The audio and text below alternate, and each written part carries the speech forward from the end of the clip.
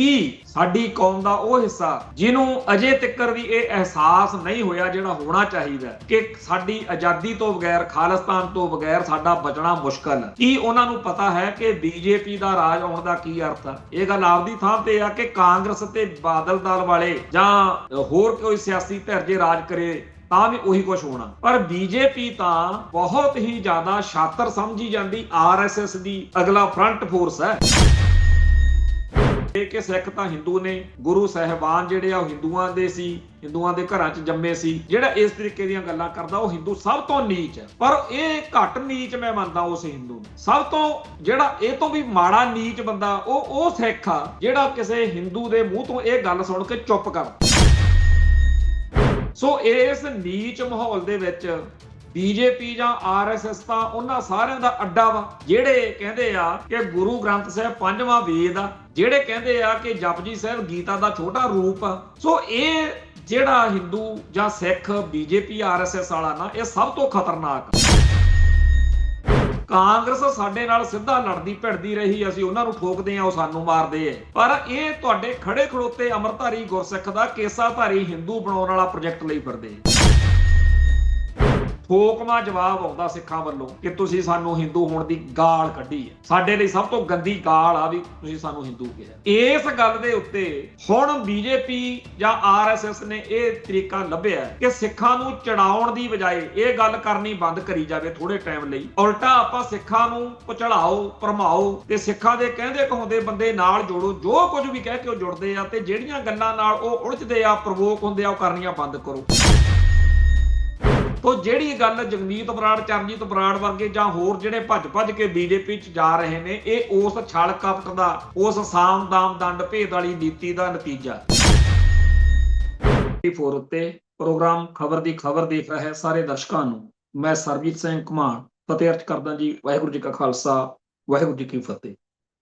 1978 ਤੋਂ ਜੋ ਸਿੱਖ ਸੰਘਰਸ਼ ਅਲੱਗ-ਅਲੱਗ ਪੈਂਤੜਿਆਂ, ਅਲੱਗ-ਅਲੱਗ ਘਟਨਾਵਾਂ ਤੇ ਅਲੱਗ-ਅਲੱਗ ਵਰਤਾਰਿਆਂ ਰਾਹੀਂ ਅੱਗੇ ਵਧ ਰਿਹਾ ਹੈ, ਉਹਦੇ ਵਿੱਚ 1984 ਦਾ ਘੱਲੂਘਾਰਾ ਇੱਕ ਵਿਸ਼ੇਸ਼ ਸਥਾਨ ਰੱਖਦਾ। ਜਦੋਂ ਸੰਤ ਗਿਆਨੀ ਜਰਨੈਲ ਸਿੰਘ ਜੀ ਖਾਲਸਾ ਭਿੰਡਰਾਂ ਵਾਲਿਆਂ ਦੇ ਜਿਹੜੇ ਬੋਲ ਸੀ ਕਿ ਜੇ ਦਰਬਾਰ ਸਾਹਿਬ ਤੇ ਹਮਲਾ ਹੋ ਗਿਆ ਤਾਂ ਉਹ ਹਮਲਾ ਉਸ ਦਿਨ ਹੋ ਗਿਆ ਤੇ ਫਿਰ ਖਾਲਿਸਤਾਨ ਦੀ ਨੀਂਹ ਰੱਖੀ ਗਈ।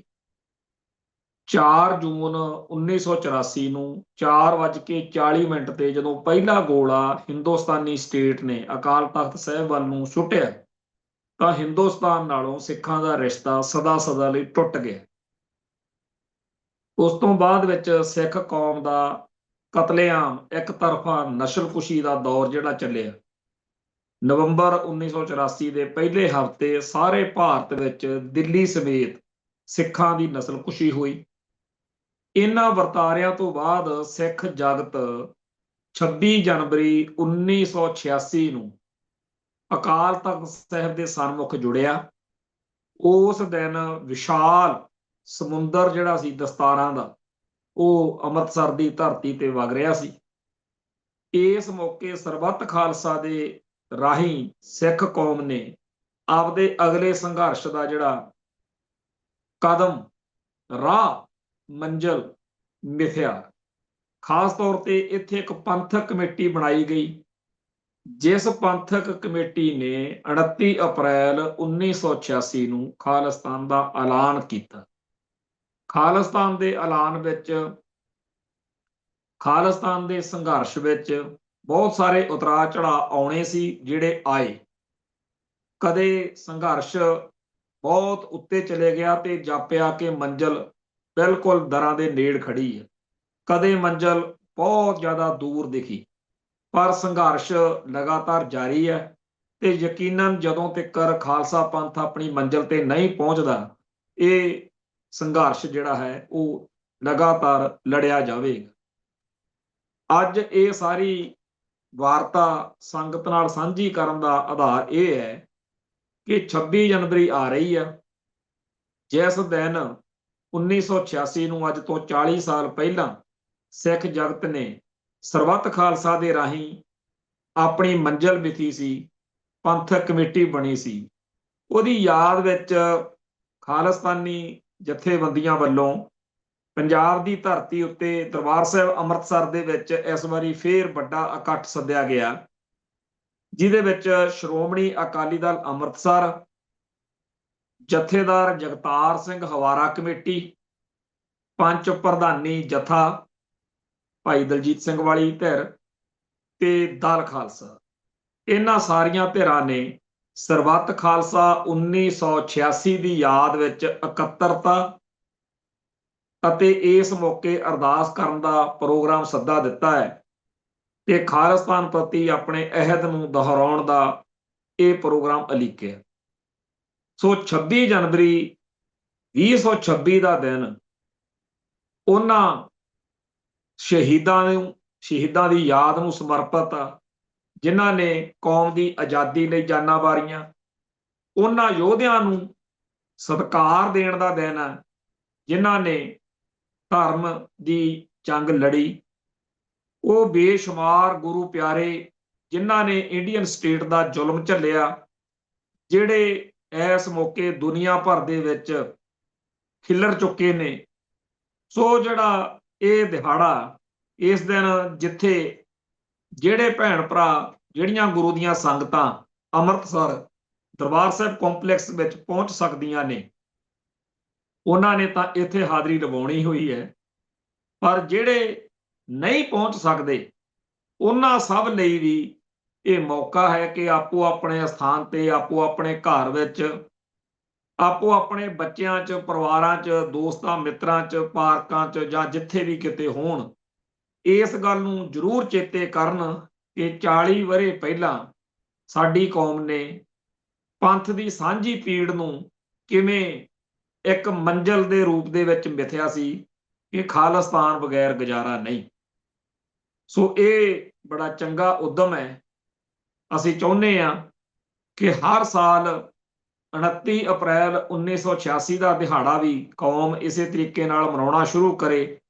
ਖਾਲਿਸਤਾਨ ਪਰਨ ਅਹਿਦ ਜਿਹੜਾ ਹੈਗਾ ਕਰਨ ਦਾ ਦਿਹਾੜਾ, ਕਿ ਅਸੀਂ ਇਹ ਗੱਲਾਂ ਉਹੀ ਹੁੰਦੀਆਂ ਨੇ, ਪਰ ਵਾਰ-ਵਾਰ ਕਰਨ ਦੇ ਨਾਲ, ਹੈਮਰਿੰਗ ਦੇ ਨਾਲ, ਜਿਹੜੇ ਨਵੇਂ ਜਾਂ ਦੂਰ ਖੜੇ ਭੈਣ ਭਰਾ ਹੁੰਦੇ ਨੇ, ਉਹਨਾਂ ਨੂੰ ਸੰਘਰਸ਼ ਦਾ ਹਿੱਸਾ ਬਣਨ ਦਾ, ਸੰਘਰਸ਼ ਦੇ ਬਾਰੇ ਜਾਣਨ ਦਾ, ਸੰਘਰਸ਼ ਬਾਰੇ ਸਮਝਣ ਦਾ ਮੌਕਾ ਮਿਲਦਾ।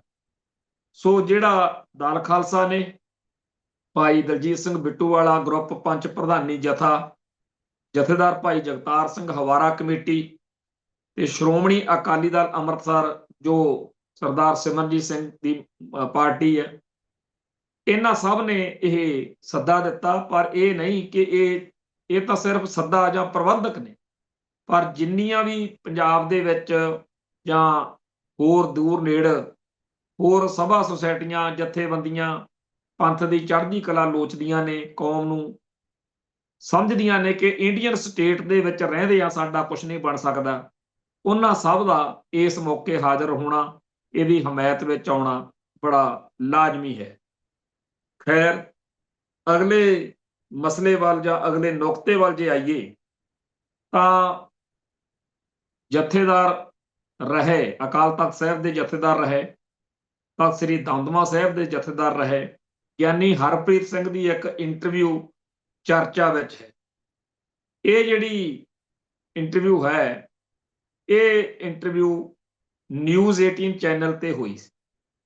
ਇਸ ਇੰਟਰਵਿਊ ਦੇ ਵਿੱਚ ਗਿਆਨੀ ਹਰਪ੍ਰੀਤ ਸਿੰਘ ਨਾਲ ਜੋ ਸਵਾਲ ਹੋਏ, ਉਹ ਇੰਨੇ ਹਲਕੇ ਲੈਵਲ ਦੇ ਸੀ ਕਿ ਉਹਨਾਂ ਦੇ ਜਵਾਬ ਉਸ ਤੋਂ ਵੀ ਘਟੀਆ ਹੀ ਬਣਦੇ ਸੀ, ਚਾਹੇ ਉਹ ਕੋਈ ਵੀ ਦਿੰਦਾ।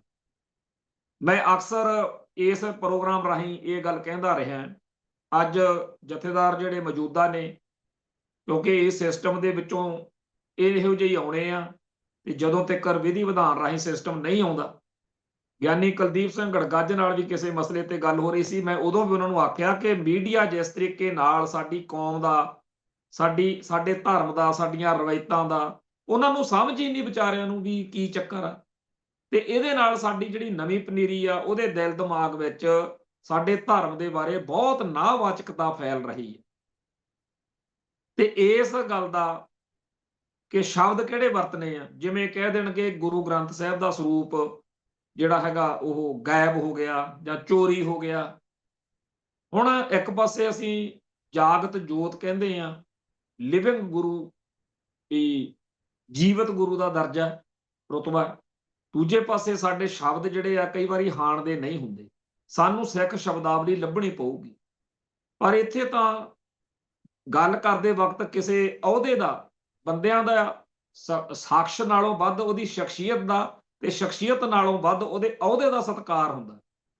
ਜਦੋਂ ਕਿਸੇ ਵੱਡੇ ਅਹੁਦੇ ਦਾ ਸਤਿਕਾਰ ਕਰਨਾ ਹੋਵੇ ਤਾਂ ਅਸੀਂ ਆਦਬ ਸਤਿਕਾਰ ਭਰੇ ਸ਼ਬਦ ਵਰਤਨੇ ਹੁੰਦੇ, ਪਰ ਕਰੀਏ ਕੀ, ਅੱਧਾ ਨਾਂ ਲੈ ਕੇ ਕਿਸੇ ਅਹੁਦੇਦਾਰ ਦਾ ਜਾਂ ਅਹੁਦੇ ਦਾ ਤਿਰਸਕਾਰ ਵਧਾਇਆ ਜਾ ਰਿਹਾ। ਜਦੋਂ ਇਹਦੇ ਉਲਟ ਆਪਾਂ ਹਿੰਦੂ ਭਾਈਚਾਰੇ ਚੋਂ ਦੇਖਦੇ ਹਾਂ, ਤਾਂ ਇੱਕ ਸਧਾਰਨ ਜੇ ਆਮ ਜੇ ਹਿੰਦੂ ਨਾਲ ਵੀ ਗੱਲ ਕਰਦਿਆਂ ਵਕਤ ਮੀਡੀਆ ਵਾਲੇ ਬਹੁਤ ਆਦਬ ਸਤਿਕਾਰ ਨਾਲ ਪੇਸ਼ ਆਉਣਗੇ, ਪਰ ਸਿੱਖ ਕੌਮ ਦੀ ਸਭ ਤੋਂ ਵੱਡੇ ਅਹੁਦੇ ਤੇ ਬੈਠੇ ਵਿਅਕਤੀ ਦਾ ਨਾਂ ਅੱਧਾ ਲੈ ਕੇ ਸਿੰਘ ਸ਼ਬਦ ਵਿਚਾਲਿਓਂ ਕੱਟ ਕੇ ਜਿਸ ਤਰੀਕੇ ਨਾਲ ਗੱਲ ਕਰਦੇ ਆ, ਉਹ ਬੜੀ ਸ਼ਰਮਨਾਕ ਹੈ। ਤੇ ਜਦੋਂ ਅਸੀਂ ਬਾਰ-ਬਾਰ ਕਹਿ ਰਹੇ ਹਾਂ ਕਿ ਇਹ ਤੁਹਾਡਾ ਮੀਡੀਆ ਨਹੀਂ ਹੈਗਾ, ਇਹ ਤੁਹਾਡੇ ਚੈਨਲ ਨਹੀਂ ਹੈਗੇ, ਇੱਕ ਤਾਂ ਹੈ ਹੀ ਉਹ ਦੁਸ਼ਮਣ ਧਿਰ ਦੇ ਚੈਨਲ, ਦੂਜਾ ਉਹਨਾਂ ਨੂੰ ਜੇ ਉਹ ਨਾ ਵੀ ਹੋਵੇ ਵੀ ਅਸੀਂ ਦੁਸ਼ਮਣੀ ਹੈ, ਤਾਂ ਉਹਨਾਂ ਨੂੰ ਅਕਲ ਹੀ ਨਹੀਂ ਹੈਗੀ ਕਿ ਅਸੀਂ ਕਿਸ ਸ਼ਖਸ ਨਾਲ ਕਿਵੇਂ ਗੱਲ ਕਰਨੀ ਹੈ। ਉਹ ਹਿੰਦੁਸਤਾਨੀ ਜਾਂ ਇੰਡੀਅਨ ਜਾਂ ਭਾਰਤੀ ਸੱਭਿਆਚਾਰ 'ਚ ਜਵਾਨ ਹੋਏ, ਸਕੂਲਾਂ 'ਚੋਂ ਪੜ੍ਹੇ ਉਹ ਮੁੰਡੇ ਨੇ ਜਿਨ੍ਹਾਂ ਨੂੰ ਸਿੱਖ ਫਲਸਫੇ ਦੀ ਵਿਲੱਖਣਤਾ ਦਾ ਜਾਂ ਹਿੰਦੂ ਤੋਂ ਵੱਖਰੇਵੇਂ ਦਾ ਕੋਈ ਮਤਲਬ ਨਹੀਂ। ਉਹ ਉਵੇਂ ਗੱਲਾਂ ਕਰਦੇ ਆ ਸਿੱਖੀ ਬਾਰੇ ਜਾਂ ਸਿੱਖ ਇਤਿਹਾਸ ਬਾਰੇ ਜਿਵੇਂ ਉਹ ਹਿੰਦੂ ਧਰਮ ਦੀਆਂ ਗੱਲਾਂ ਬਾਤਾਂ ਹੋਣ ਵੀ ਤੁਸੀਂ। ਫਿਰ ਉਹ ਜਿਵੇਂ ਕਹਿਣਗੇ ਵੀ ਤਨਖਾਹ, ਹੁਣ ਸਾਡੇ ਖਾਲਸਾ ਪੰਥ ਦੇ ਇਤਿਹਾਸ ਵਿੱਚ ਤਨਖਾਹ ਦੀ ਜਿਹੜੀ ਪਰੰਪਰਾ ਹੈ ਉਹ ਇੱਕ ਵੱਖਰੀ ਗੱਲ ਆ, ਦਸਵੰਧ ਦੀ ਪ੍ਰਥਾ ਸਾਡੀ ਇੱਕ ਵੱਖਰੀ ਗੱਲ ਆ, ਪਰ ਉਹਨਾਂ ਨੂੰ ਲੱਗਦਾ ਜਿਵੇਂ ਕੋਈ ਇਹ ਆਮ ਦੁਨਿਆਵੀ ਜੀ ਗੱਲ ਹੋਵੇ। ਸੋ ਕਿਸੇ ਵੀ ਚੀਜ਼ ਦੇ ਉਹ ਜਿਹੜੇ ਰੂਹਾਨੀ ਅਰਥ ਨੇ ਜਾਂ ਪਦਾਰਥ ਤੱਕ ਰਹਿੰਦੇ ਆ, ਪਰਮਾਰਥ ਤੱਕ ਨਹੀਂ ਜਾਂਦੇ। ਇਹਦੇ ਨਾਲ ਬਹੁਤ ਫਰਕ ਪੈ ਰਿਹਾ ਤੇ ਅਸੀਂ ਅਕਸਰ ਇਹ ਗੱਲ ਕਹਿੰਦੇ ਰਹੇ ਹਾਂ ਕਿ ਜਾਂ ਤਾਂ ਇਹਨਾਂ ਚੈਨਲਾਂ ਤੇ ਜਾਣਾ ਬੰਦ ਕਰੋ, ਜਾਂ ਪਹਿਲਾਂ ਉੱਥੇ ਗੱਲਾਂ ਕੁਝ ਨਿਸ਼ਚਿਤ ਕਰੋ ਕਿ ਤੁਸੀਂ ਆਹ ਨਹੀਂ ਕਰੋਗੇ। ਪਰ ਸਾਬਕਾ ਜਥੇਦਾਰ ਆ ਗਿਆਨੀ ਹਰਪ੍ਰੀਤ ਸਿੰਘ, ਜਿਸ ਤਰੀਕੇ ਨਾਲ ਨਿਊਜ਼ 18 ਚੈਨਲ ਤੇ ਉਹਨੂੰ ਸਵਾਲ ਪੁੱਛੇ ਗਏ ਆ, ਉਹ ਬੜੇ ਅਜੀਬ ਆ। ਮਤਲਬ ਕਿ ਜਦੋਂ ਉਹ ਜਥੇਦਾਰ ਸੀ ਉਸ ਮੌਕੇ ਜੋ ਕੁਝ ਵਾਪਰਿਆ, ਕਦੇ ਆਪਾਂ ਦੇਖਿਆ ਕਿਸੇ ਰਿਟਾਇਰ ਜੱਜ ਨੇ ਜਾਂ ਜੱਜਾਂ ਦੇ ਕਿਸੇ ਗਰੁੱਪ ਨੇ ਜਿਹੜਾ ਸਾਂਝੇ ਤੌਰ ਤੇ ਫੈਸਲਾ ਲਿਆ ਹੋਵੇ ਤੇ ਬਾਅਦ ਵਿੱਚ ਰਿਟਾਇਰ ਹੋਣ ਤੋਂ ਬਾਅਦ ਉਹਦੇ ਬਾਰੇ ਉਹ ਟੀਵੀ ਚੈਨਲਾਂ ਦੇ ਉੱਤੇ ਦੱਸਦਾ ਫਿਰੇ। ਤਾਂ ਜਿਸ ਤਰੀਕੇ ਨਾਲ ਨਿਊਜ਼ 18 ਚੈਨਲ ਦੇ ਉੱਤੇ ਗੱਲਾਂ ਬਾਤਾਂ ਹੋਈਆਂ ਨੇ ਉਹ ਬਹੁਤ ਗਲਤ ਨੇ, ਇਹ ਗਲਤ ਰਵਾਇਤ ਆ। ਜਿਹੜੇ ਭਰਾਵਾਂ ਦਾ ਅਕਾਲ ਤਖਤ ਸਾਹਿਬ ਦੀ ਵਰਕਿੰਗ ਨਾਲ ਵਾਹ ਨਹੀਂ ਪੈਂਦਾ ਜਾਂ ਜਿਨ੍ਹਾਂ ਨੇ ਇਸ ਫਲਸਫੇ ਨੂੰ ਸਮਝਿਆ ਨਹੀਂ, ਮੈਂ ਦੱਸਣਾ ਚਾਹੁੰਦਾ ਕਿ ਬਹੁਤ ਸਾਰੇ ਸਿੱਖ ਆਪਦੇ ਨਿੱਜੀ ਬਿਲਕੁਲ ਜਿਹੜੇ ਨਿੱਜਤਾ ਤੋਂ ਵੀ ਅੱਗੇ ਤੱਕਰ ਮਸਲੇ ਹੁੰਦੇ ਆ ਉਹ ਅਕਾਲ ਤਖਤ ਸਾਹਿਬ ਤੇ ਸਮਰਪਿਤ ਹੋ ਕੇ, ਕਿਉਂਕਿ ਉਸ ਟਾਈਮ ਉਹ ਵਿਅਕਤੀ ਨਹੀਂ, ਉਹ ਜਥੇਦਾਰ ਜਾਂ ਸਿੰਘ ਸਾਹਿਬ ਨਹੀਂ, ਉਹ ਉਸ ਮਨੁੱਖ ਦੀ ਭਾਵਨਾ ਕੁਝ ਹੋਰ ਹੁੰਦੀ ਹੈ। ਤੇ ਜੇ ਇਸ ਤਰੀਕੇ ਨਾਲ ਹੋਣ ਲੱਗ ਜਾਵੇਗਾ ਵੀ ਇਹ ਜਿਹੜਾ ਅੱਜ ਕੱਲ੍ਹ ਦਾ ਚੱਲਿਆ ਹੋਇਆ ਵੀ ਪਾਰਦਰਸ਼ਤਾ ਚਾਹੀਦੀ ਹੈ, ਪਾਰਦਰਸ਼ਤਾ, ਜਦੋਂ ਪਾਰਦਰਸ਼ਤਾ ਵਾਲਾ ਜਿਹੜਾ ਤੋਤਾ ਪੜਾਇਆ ਜਾ ਰਿਹਾ ਇਹ ਬੜਾ ਅਜੀਬ ਆ। ਕੀ ਆਪਾਂ ਅੰਮ੍ਰਿਤ ਸੰਚਾਰ ਦੇ ਵਾਸਤੇ ਵੀ ਕਵਾਂਗੇ ਜੀ ਇੱਥੇ ਕੈਮਰੇ ਲਾਓ ਜੀ, ਦੁਨੀਆ ਨੂੰ ਦਿਖਾਓ? ਉਹ ਬਹੁਤ ਜ਼ਿਆਦਾ ਅਸੀਂ ਕੁਰਾਹੇ ਪੈ ਰਹੇ ਹਾਂ, ਅਸੀਂ ਟ੍ਰੈਪਡ ਹੋ ਰਹੇ ਹਾਂ। ਅਸੀਂ ਸਮਝੀਏ ਗੱਲ ਨੂੰ, ਇਹ ਜਿਹੜੀ ਅਜੋਕੀ ਜਾਂ ਅਗਾਂਹ ਵਾਲੀ ਦੁਨੀਆ ਉਹਦੇ ਵਿੱਚ ਅਸੀਂ ਬਹੁਤ ਆਧੁਨਿਕ ਹਾਂ, ਪਰ ਇੰਨੇ ਆਧੁਨਿਕ ਨਹੀਂ ਵੀ ਆਪਣੇ ਧਰਮ ਦੀ ਜਿਹੜੀ ਕੋਰ ਆ, ਜਿਹੜੀ ਗਿਰੀ ਆ, ਵੀ ਉਹ ਕੱਢ ਕੇ ਬਾਹਰ ਸੁੱਟ ਦਈਏ। ਸੋ ਜਿਸ ਤਰੀਕੇ ਨਾਲ ਇਹ ਜਥੇਦਾਰ ਸਾਹਿਬ ਨੇ ਉਸ ਪ੍ਰੋਗਰਾਮ ਦੇ ਵਿੱਚ ਗੱਲਾਂ ਬਾਤਾਂ ਕੀਤੀਆਂ ਨੇ ਉਹ ਬਹੁਤ ਜ਼ਿਆਦਾ ਹਲਕੀਆਂ ਸੀ। ਅਗਲਿਆਂ ਨੇ ਮਿੱਥ ਕੇ ਹਲਕੇ ਦਰਜੇ ਦੇ ਸਵਾਲ ਪੁੱਛੇ ਤੇ ਇਹਨਾਂ ਨੇ ਹਲਕੇ ਦਰਜੇ ਦੇ ਫਿਰ ਜਵਾਬ ਦੇਤੇ। ਸੋ ਗਿਆਨੀ ਹਰਪ੍ਰੀਤ ਸਿੰਘ ਨੂੰ ਇਹ ਗੱਲ ਦੀ ਸਮਝ ਹੀ ਨਹੀਂ ਲੱਗ ਰਹੀ ਕਿ ਜਥੇਦਾਰ ਹੋਣ ਦੇ ਨਾਤੇ ਜੋ ਕੁਝ ਤੁਸੀਂ ਕੀਤਾ ਉਹਦੇ ਵਿੱਚ 2 ਦਸੰਬਰ ਨੂੰ ਜੋ ਇਤਿਹਾਸ ਸਿਰਜਿਆ ਗਿਆ ਉਹਨੇ ਤੁਹਾਡਾ ਰੁਤਬਾ ਹੋਰ ਵੀ ਜ਼ਿਆਦਾ ਵੱਡਾ ਕਰਤਾ। ਤੁਸੀਂ ਹਿਸਟਰੀ ਕ੍ਰੀਏਟ ਕਰਤੀ, ਇਤਿਹਾਸਕ ਪ੍ਰਸੰਗ ਵਿੱਚ ਤੁਹਾਡਾ ਨਾਂ ਆਉਣ ਜੋਗਾ ਹੋ ਗਿਆ। ਪਰ ਜਿਹੜਾ ਤੁਸੀਂ ਹੁਣ ਪੜਿਆ, ਖਾਸ ਤੌਰ ਤੇ ਸਿਆਸੀ ਫੀਲਡ, ਇੱਥੇ ਤਾਂ ਹਰੇਕ ਹੀ ਬੰਦਾ ਕੁਝ ਵੀ ਕਰ ਸਕਦਾ ਹੁੰਦਾ। ਉਹ ਜਿਵੇਂ ਹੁਣ ਉਹ ਇੱਕ ਅਕਾਲੀ ਦਲ ਦੇ ਪ੍ਰਧਾਨ ਨੇ ਜਿਹਦੇ ਵਿੱਚ ਬੜੇ ਖਿਲਾਰੇ ਪੈ ਰਹੇ ਨੇ ਤੁਹਾਡੇ ਸਾਹਮਣੇ, ਚਰਨਜੀਤ ਸਿੰਘ ਬਰਾੜ ਜਿਹੜਾ ਇਸ ਨਵੇਂ ਅਕਾਲੀ ਦਲ ਦਾ ਮੇਨ ਕਰਤਾ ਧਰਤਾ ਬਣਾਉਣ ਵਾਲਾ, ਇਹਨੂੰ ਸਿਰਜਣਹਾਰਾ ਮੰਨਿਆ ਜਾਂਦਾ, ਉਹ ਬੀਜੇਪੀ 'ਚ ਸ਼ਾਮਲ ਹੋ ਗਿਆ। ਤੇ ਜਿਹੜੇ ਵਿਰੋਧੀ ਆ ਉਹ ਪਹਿਲਾਂ ਹੀ ਕਹਿੰਦੇ ਨੇ ਕਿ ਗਿਆਨੀ ਹਰਪ੍ਰੀਤ ਸਿੰਘ ਦੇ ਬੀਜੇਪੀ ਨਾਲ ਬੜੇ ਮਿੱਠੇ ਰਿਸ਼ਤੇ ਹੈ। ਤੇ ਇਸ ਤੋਂ ਪਹਿਲਾਂ ਉਹ ਸਿੱਖ ਜਿਹੜੇ ਬਤੌਰ ਜਥੇਦਾਰ ਗਿਆਨੀ ਹਰਪ੍ਰੀਤ ਸਿੰਘ ਦਾ ਸਤਿਕਾਰ ਕਰਦੇ ਰਹੇ ਆ ਕਿ ਆਹ ਗੱਲ ਉਹਨਾਂ ਦੀ ਬੜੀ ਕਮਾਲ ਦੀ ਸੀ, ਉਹਨਾਂ ਨੇ ਬਾਦਲਕਿਆਂ ਦੇ ਹਮਲਿਆਂ ਮੌਕੇ ਗਿਆਨੀ ਜੀ ਦੀ ਹਮਾਇਤ ਵਿੱਚ ਬਹੁਤ ਕੁਝ ਲਿਖਿਆ ਬੋਲਿਆ। ਅੱਜ ਉਹਨਾਂ ਨੂੰ ਔਖਾ ਲੱਗ ਰਿਹਾ ਕਿ ਗਿਆਨੀ ਹਰਪ੍ਰੀਤ ਸਿੰਘ ਵਾਲਾ ਅਕਾਲੀ ਦਲ, ਜਿਹਦਾ ਨਾਂ ਪੁਨਰ ਸਰਜੀਤ ਅਕਾਲੀ ਦਲ ਬਣਿਆ ਹੋਇਆ ਹੈ, ਇਹ ਵੀ ਉਵੇਂ ਦਾ ਹੀ ਨਿਕਲਿਆ ਜਿਹੋ ਜਿਹਾ ਬਾਦਲ ਦਲ ਵਾਲਾ ਅਕਾਲੀ ਦਲ। ਹੁਣ ਉਸ ਧਿਰ ਦੇ ਆਗੂ ਸੱਜਣ ਆ ਜਿਹੜੇ, ਉਹ ਕਹਿ ਰਹੇ ਨੇ ਕਿ ਉਧਰ ਸੁਖਬੀਰ ਨੇ ਕਿਸੇ ਨੂੰ ਰਾਹ ਲੈਣ ਦਿੰਦਾ, ਇੱਧਰ ਗਿਆਨੀ ਹਰਪ੍ਰੀਤ ਸਿੰਘ ਨੇ ਉਹੋ ਜਿਹਾ ਚੱਕਰ ਫੜਿਆ ਹੋਇਆ। ਤੋ ਜਿਸ ਤਰੀਕੇ ਨਾਲ ਅੱਜ ਜਿਹੜਾ ਇਸ ਪਾਰਟੀ ਦਾ ਪਿਛਲੇ 5-4 ਮਹੀਨਿਆਂ ਚੋਂ ਕੋਈ ਰੂਪ ਸਰੂਪ ਨਹੀਂ ਬਣ ਸਕਿਆ, ਜਿਹੜੇ ਆਸਾਂ ਰੱਖੀ ਬੈਠੇ ਸੀ ਉਹ ਲੋਕ ਨਿਰਾਸ਼ ਹੋ ਰਹੇ ਨੇ, ਲੋਕ ਦੂਜੇ ਪਾਸਿਆਂ ਨੂੰ ਭੱਜ ਰਹੇ ਨੇ। ਲੋਕ ਤਾਂ ਭਾਲਦੇ ਸੀ ਵੀ ਇਹਦੇ ਵਿੱਚੋਂ ਉਹ ਅਕਾਲੀ ਦਲ ਜਿਹਦੀ ਇਤਿਹਾਸ ਵਿੱਚ ਗੱਲ ਹੁੰਦੀ ਰਹੀ ਆ, ਜਿਸ ਅਕਾਲੀ ਦਲ ਨੇ ਗੁਰਦੁਆਰਾ ਸੁਧਾਰ ਲਹਿਰ ਸ਼੍ਰੋਮਣੀ ਗੁਰਦੁਆਰਾ ਪ੍ਰਬੰਧਕ ਕਮੇਟੀ ਵੇਲੇ ਬਣਾਉਣ ਮੌਕੇ ਪਿਛਲੇ 70-80 ਸਾਲ ਦੇ ਵਿੱਚ ਇੱਕ ਰੋਲ ਪਲੇ ਕੀਤਾ, ਜਿਹੜਾ ਕੌਮ ਦੇ ਮਸਲਿਆਂ ਲਈ, ਸਿਧਾਂਤ ਲਈ, ਇਤਿਹਾਸ ਨੂੰ ਇੱਕ ਨਵਾਂ ਰੂਪ ਦੇਣ ਲਈ ਬੜਾ ਜਾਣਿਆ ਜਾਂਦਾ, ਉਹ ਅਕਾਲੀ ਦਲ ਬਣੂਗਾ। ਪਰ ਇਹ ਅਕਾਲੀ ਦਲ ਤਾਂ ਹੁਣ ਇਉਂ ਲੱਗਦਾ ਕਿ ਇਹਦੇ ਵਿੱਚ ਵੀ ਬਹੁਤੇ ਲੋਕ ਉਹੀ ਸੋਚ ਵਿੱਚੋਂ ਆਏ ਨੇ। ਜਿਵੇਂ ਆਮ ਆਦਮੀ ਪਾਰਟੀ ਜਦੋਂ ਨਵੀਂ ਬਣੀ ਤਾਂ ਬਹੁਤ ਸਾਰੇ ਉਹ ਲੋਕ ਜਿਨ੍ਹਾਂ ਨੂੰ ਲੱਗਦਾ ਸੀ ਵੀ ਆਪਾਂ ਹੋਰ ਤਾਂ ਕਿਤੇ ਫਿੱਟ ਨਹੀਂ ਬੈਠਦੇ, ਸ਼ਾਇਦ ਇੱਥੇ ਤੀਰ ਤੁੱਕਾ ਲੱਗ ਜੇ, ਪੰਜਾਬ ਦੇ ਲੋਕ ਅੱਕੇ ਪਏ ਸੀ ਕਾਂਗਰਸੀਆਂ ਤੋਂ ਤੇ ਬਾਦਲਕਿਆਂ ਤੋਂ, ਉਹਨਾਂ ਨੇ ਉਹਨਾਂ ਨੂੰ ਐਮਐਲਏ ਬਣਾਤਾ। ਤੇ ਅੱਜ ਨਵੀਂ ਜਿਹੜੀ 5 ਸਾਲ ਦਾ ਟਰਮ ਆ, ਉਹਨਾਂ ਦੀ ਪੂਰੀ ਹੋਣ ਦਾ ਵਕਤ ਆ ਗਿਆ। ਹਜੇ ਵੀ ਘੱਟੋ ਘੱਟ ਇਸ 92-93 ਵਿਧਾਇਕਾਂ ਵਿੱਚੋਂ 40-50 ਵਿਧਾਇਕ ਉਹ ਨੇ ਜਿਨ੍ਹਾਂ ਦੇ ਕੋਲੇ ਖੜੇ ਰਹਿਣ ਤੇ ਜੋ ਦੱਸਣ ਵੀ ਮੈਂ ਫਲਾਣੇ ਇਲਾਕੇ ਦਾ ਵਿਧਾਇਕ ਆ, ਐਮਐਲਏ ਆ, ਤਾਂ ਵੀ ਆਪਾਂ ਨੂੰ ਦੂਜੀ ਵਾਰ ਪਤਾ ਨਹੀਂ ਲੱਗਣਾ ਹੈਗਾ ਵੀ ਇਹ ਕੌਣ ਆ, ਉਹਨਾਂ ਦੀ ਪਛਾਣ ਹੀ ਨਹੀਂ ਬਣ ਸਕਦੀ। ਉਹੋ ਜਿਹੇ ਹੀ ਲੋਕ ਜਿਹੜੇ ਨੇ ਉਹ ਛਾਲਾ ਮਾਰ ਕੇ ਗਿਆਨੀ ਹਰਪ੍ਰੀਤ ਸਿੰਘ ਵਾਲੇ ਅਕਾਲੀ ਦਲ ਚ ਆਏ ਸੀ। ਜੇ ਤਾਂ ਉਹਨਾਂ ਦੇ ਨੌਜਵਾਨਾਂ ਦੇ ਜਾਂ ਹੋਰ ਲੋਕਾਂ ਦੇ ਦਿਲ ਦਿਮਾਗ ਵਿੱਚ ਇਹ ਹੁੰਦਾ ਵੀ ਆਪਾਂ ਪੰਥ ਨੂੰ, ਕੌਮ ਨੂੰ ਸਮਰਪਿਤ ਕੋਈ ਅਕਾਲੀ ਦਲ ਘੜਨ ਜਾ ਰਹੇ ਆ, ਤਾਂ ਹੋਰ ਗੱਲ ਸੀ। ਪਰ ਇੱਥੇ ਤਾਂ ਸਾਫ਼ ਦਿਖ ਰਿਹਾ ਬਈ ਜਿਹੜਾ ਰੌਲਾ ਗੋਲਾ ਉੱਥੇ ਦਿਖ ਰਿਹਾ ਆਪਸ ਵਿੱਚ ਹੀ ਕਾਟੋ ਕਲੇਸ਼ ਕਿ ਜੀ ਆਪਾਂ ਛੱਡੋ ਇਹਨਾਂ ਗੱਲਾਂ ਨੂੰ, ਐਮਐਲਏ ਐਮਪੀ ਬਣਾਉਣ ਵਾਲੀਆਂ ਗੱਲਾਂ ਕਿਵੇਂ ਨਿਕਲ ਸਕਦੀਆਂ ਉਹ ਦੇਖੋ। ਜੇਕਰ ਆਪਣੀ ਕੌਮ ਨੂੰ ਇਤਰਾਜ਼ ਆ ਕਿ ਬੀਜੇਪੀ ਦੀ ਪੂਛ ਬਣ ਕੇ ਬਾਦਲਕਿਆਂ ਨੇ ਬਹੁਤ ਜਲੂਸ ਕੱਢਿਆ ਕੌਮ ਦਾ, ਤਾਂ ਇਹ ਜਿਹੜੀ ਗਿਆਨੀ ਹਰਪ੍ਰੀਤ ਸਿੰਘ ਵਾਲੀ ਪਾਰਟੀ ਆ, ਕਦੇ ਨਾਇਬ ਸਿੰਘ ਸੈਣੀ ਜਿਹੜਾ ਹਰਿਆਣੇ ਦਾ ਸੀਐਮ ਆ ਉਹਦੇ ਨਾਲ ਫੋਟੋਆਂ ਫਿਲਮਾਂ ਆ ਰਹੀਆਂ ਨੇ, ਕਦੇ ਕੁਝ ਹੋਰ ਆ ਰਿਹਾ। ਤੇ ਗਿਆਨੀ ਹਰਪ੍ਰੀਤ ਸਿੰਘ ਨੇ ਇਸ ਇੰਟਰਵਿਊ ਦੇ ਵਿੱਚ ਤਾਂ ਸਿਰੇ ਹੀ ਲਾਤੀ ਗੱਲ ਕਿ ਮੇਰਾ ਕੋਈ ਉੱਥੇ ਸਾਥ ਸਹਿਯੋਗ ਨਹੀਂ ਦੇ ਰਿਹਾ, ਮੈਂ ਤਾਂ ਬਾਰ-ਬਾਰ ਕਹਿ ਰਿਹਾ ਹੈਗਾ ਮੈਨੂੰ ਮੇਰਾ ਖੜਾ ਛੱਡੋ ਜੀ, ਅਸਤੀਫਾ ਲੈ ਲਓ। ਹੁਣ ਜਿਸ ਸ਼ਖਸ ਨੂੰ ਸਾਰੀ ਜ਼ਿੰਮੇਵਾਰੀ ਦੇ ਕੇ ਸਿੱਖ ਜਗਤ ਅੱਡੀਆਂ ਚੱਕ-ਚੱਕ ਦੇਖ ਰਿਹਾ ਸੀਗਾ ਕਿ ਇਹ ਕਰੂ ਕੌਮ ਨੂੰ ਅਗਵਾਈ, ਇਹ ਬਾਦਲਕਿਆਂ ਦੇ ਖਿਲਾਫ ਲੜਨ ਲਈ ਸਾਨੂੰ ਇੱਕ ਨਵਾਂ ਭਾਰਤੀ ਮੁੱਖ ਧਾਰਾ ਦੇ ਵਿੱਚ ਵਿਚਰਨ ਵਾਲਾ ਸਾਫ਼ ਸੁਥਰਾ ਕੌਮ ਨੂੰ ਸਮਰਪਿਤ ਅਕਾਲੀ ਦਲ ਬਣਾ ਕੇ ਦੇਵੇਗਾ, ਉਹ ਤਾਂ ਹੁਣੇ ਅੱਕ ਗਿਆ, ਥੱਕ ਗਿਆ ਆਲੇ ਦੁਆਲੇ ਦੇ। ਭਾਈ ਬੰਦੇ ਤਾਂ ਇਹੋ ਜਿਹੇ ਹੀ ਨੇ, ਤੁਹਾਡੀ ਲੀਡਰਸ਼ਿਪ, ਤੁਸੀਂ ਗੁਰੂ ਦਾ ਓਟਾਸਰਾ ਲੈ ਕੇ ਅੱਗੇ ਧੜੱਲੇ ਨਾਲ ਚੱਲਣਾ ਸੀ ਤੇ ਤੁਸੀਂ ਉਹ ਮਾਹੌਲ ਸਿਰਜਣਾ ਸੀ ਜਿਹਦੇ ਵਿੱਚ ਕੋਈ ਵੀ ਬੰਦਾ ਜਿਹੜਾ ਜਦੋਂ ਉਹ ਛੱਡ ਕੇ ਭੱਜਦਾ ਲੋਕ ਜੁੱਤੀਆਂ ਮਾਰਦੇ ਕਿ ਉੱਥੇ ਕੌਮ ਦੀ ਗੱਲ ਹੋਣ ਲੱਗੀ ਆ ਤੇ ਤੁਸੀਂ ਕਿਹੜੇ ਪਾਸੇ ਤੁਰੇ ਫਿਰਦੇ ਹੋ। ਸੋ ਅਸੀਂ ਇਹ ਦੇਖ ਰਹੇ ਹਾਂ ਕਿ ਇਹ ਜਿਹੜਾ ਨਵਾਂ ਅਕਾਲੀ ਦਲ ਬਣਿਆ ਇਹਦੇ ਚ ਕੁਝ ਵੀ ਨਵਾਂ ਨਹੀਂ। ਤੇ ਇਸ ਅਕਾਲੀ ਦਲ ਦੀ ਪਹਿਲੀ ਵਾਰ ਜਿਹੜੀ ਇਸ ਮੌਕੇ ਸਭ ਤੋਂ ਕਰਾਰੀ ਸੱਟ ਵੱਜੀ ਆ ਨਵੀਂ ਇਸ ਇੰਟਰਵਿਊ ਦੇ ਰਾਹੀਂ ਜੋ ਰੂਪ ਸਰੂਪ, ਜੋ ਹਾਵ ਭਾਵ ਸਾਹਮਣੇ ਆਏ ਨੇ, ਇਹਨੂੰ ਦੇਖ ਕੇ ਜਿਹੜੇ ਲੋਕ ਖੁਸ਼ ਨੇ, ਚਾਹੇ ਉਹ ਸੁਖਬੀਰ ਬਾਦਲ ਵਾਲੀ ਧਿਰ ਵਾ ਤੇ ਚਾਹੇ ਹੋਰ ABCD ਕੋਈ ਵੀ ਆ, ਜਿਹੜੇ ਸਿੱਖਾਂ ਦੇ ਉੱਤੇ ਖੁਸ਼ ਨੇ ਕਿ ਇਹਨਾਂ ਦੀ ਕੋਈ ਸਿਆਸੀ ਸਮਰੱਥਾ, ਸ਼ਕਤੀ, ਤਾਕਤ ਨਹੀਂ ਲਾਮਬੰਦ ਹੋ ਸਕਣੀ ਚਾਹੀਦੀ, ਉਹਨਾਂ ਨੂੰ ਇਸ ਮੌਕੇ ਬੜੀ ਚਾਹ ਹੋਣਾ। ਉਹ ਕਹਿੰਦੇ ਹੋਣੇ ਆ ਗਿਆਨੀ ਹਰਪ੍ਰੀਤ ਸਿੰਘ ਇਹੀ ਕੁਝ ਕਰਦਾ ਰਵੇ ਤੇ ਇਸੇ ਤਰੀਕੇ ਨਾਲ ਹੀ ਅਗਲੀਆਂ ਇਲੈਕਸ਼ਨਾਂ ਤੇ ਖਿੱਚ ਧੂ ਕੇ ਗੱਲ ਬਣ ਜੇ। ਹਾਲਾਤ ਇਹ ਨੇ ਕਿ ਬਾਦਲ ਵਾਲੇ ਅਕਾਲੀ ਦਲ ਦਾ ਆਗੂ ਪਰਮਜੀਤ ਸਿੰਘ ਸਰਨਾ ਉਹ ਕਹਿ ਰਿਹਾ ਕਿ ਸਾਡੀ ਗੱਲ ਚੱਲ ਰਹੀ ਆ ਜੀ, ਅਸੀਂ ਬਸ ਨੇੜੇ ਹੀ ਆ ਗਿਆਨੀ ਹਰਪ੍ਰੀਤ ਸਿੰਘ ਨੂੰ ਵੀ ਚਾਹੀਦਾ ਵੀ ਅਕਾਲ ਤਖਤ ਸਾਹਿਬ ਤੋਂ ਮਾਫੀ ਮੰਗ ਕੇ ਉਹ ਵੀ ਆ ਜਾਣ ਤੇ ਨਵਾਂ ਗੱਠਜੋੜ ਬਣਾਈਏ, ਆਪਾਂ ਅਕਾਲੀ ਦਲ ਮਜ਼ਬੂਤ ਕਰੀਏ। ਨਹੀਂ ਤਾਂ ਅਗਲੀ ਜਿਹੜੀ ਸੱਤਾ ਫਿਰ ਸਰਕਾਰ ਆ ਉਹ ਬਣਨੀ ਨਹੀਂ ਆਪਣੀ। ਤੇ ਹੁਣ ਜੇਕਰ ਇਹ ਗੱਲ ਪਰਮਜੀਤ ਸਿੰਘ ਸਰਨੇ ਨੂੰ ਕਹਿਣ ਦੀ ਹਿੰਮਤ ਪਈ ਆ ਨਾ, ਇਹ ਇਸ ਨਵੇਂ ਅਕਾਲੀ ਦਲ ਦੇ ਪ੍ਰਧਾਨ ਦੀ ਇਹਦੀ ਲੀਡਰਸ਼ਿਪ ਦੀ ਕਮਜ਼ੋਰੀ ਆ।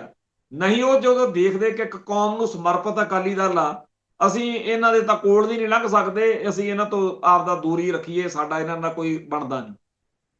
ਪਰ ਉਹਨਾਂ ਨੂੰ ਹੁਣ ਇਉਂ ਲੱਗਦਾ ਵੀ ਸਾਡੇ ਵਰਗੇ ਹੀ ਨੇ।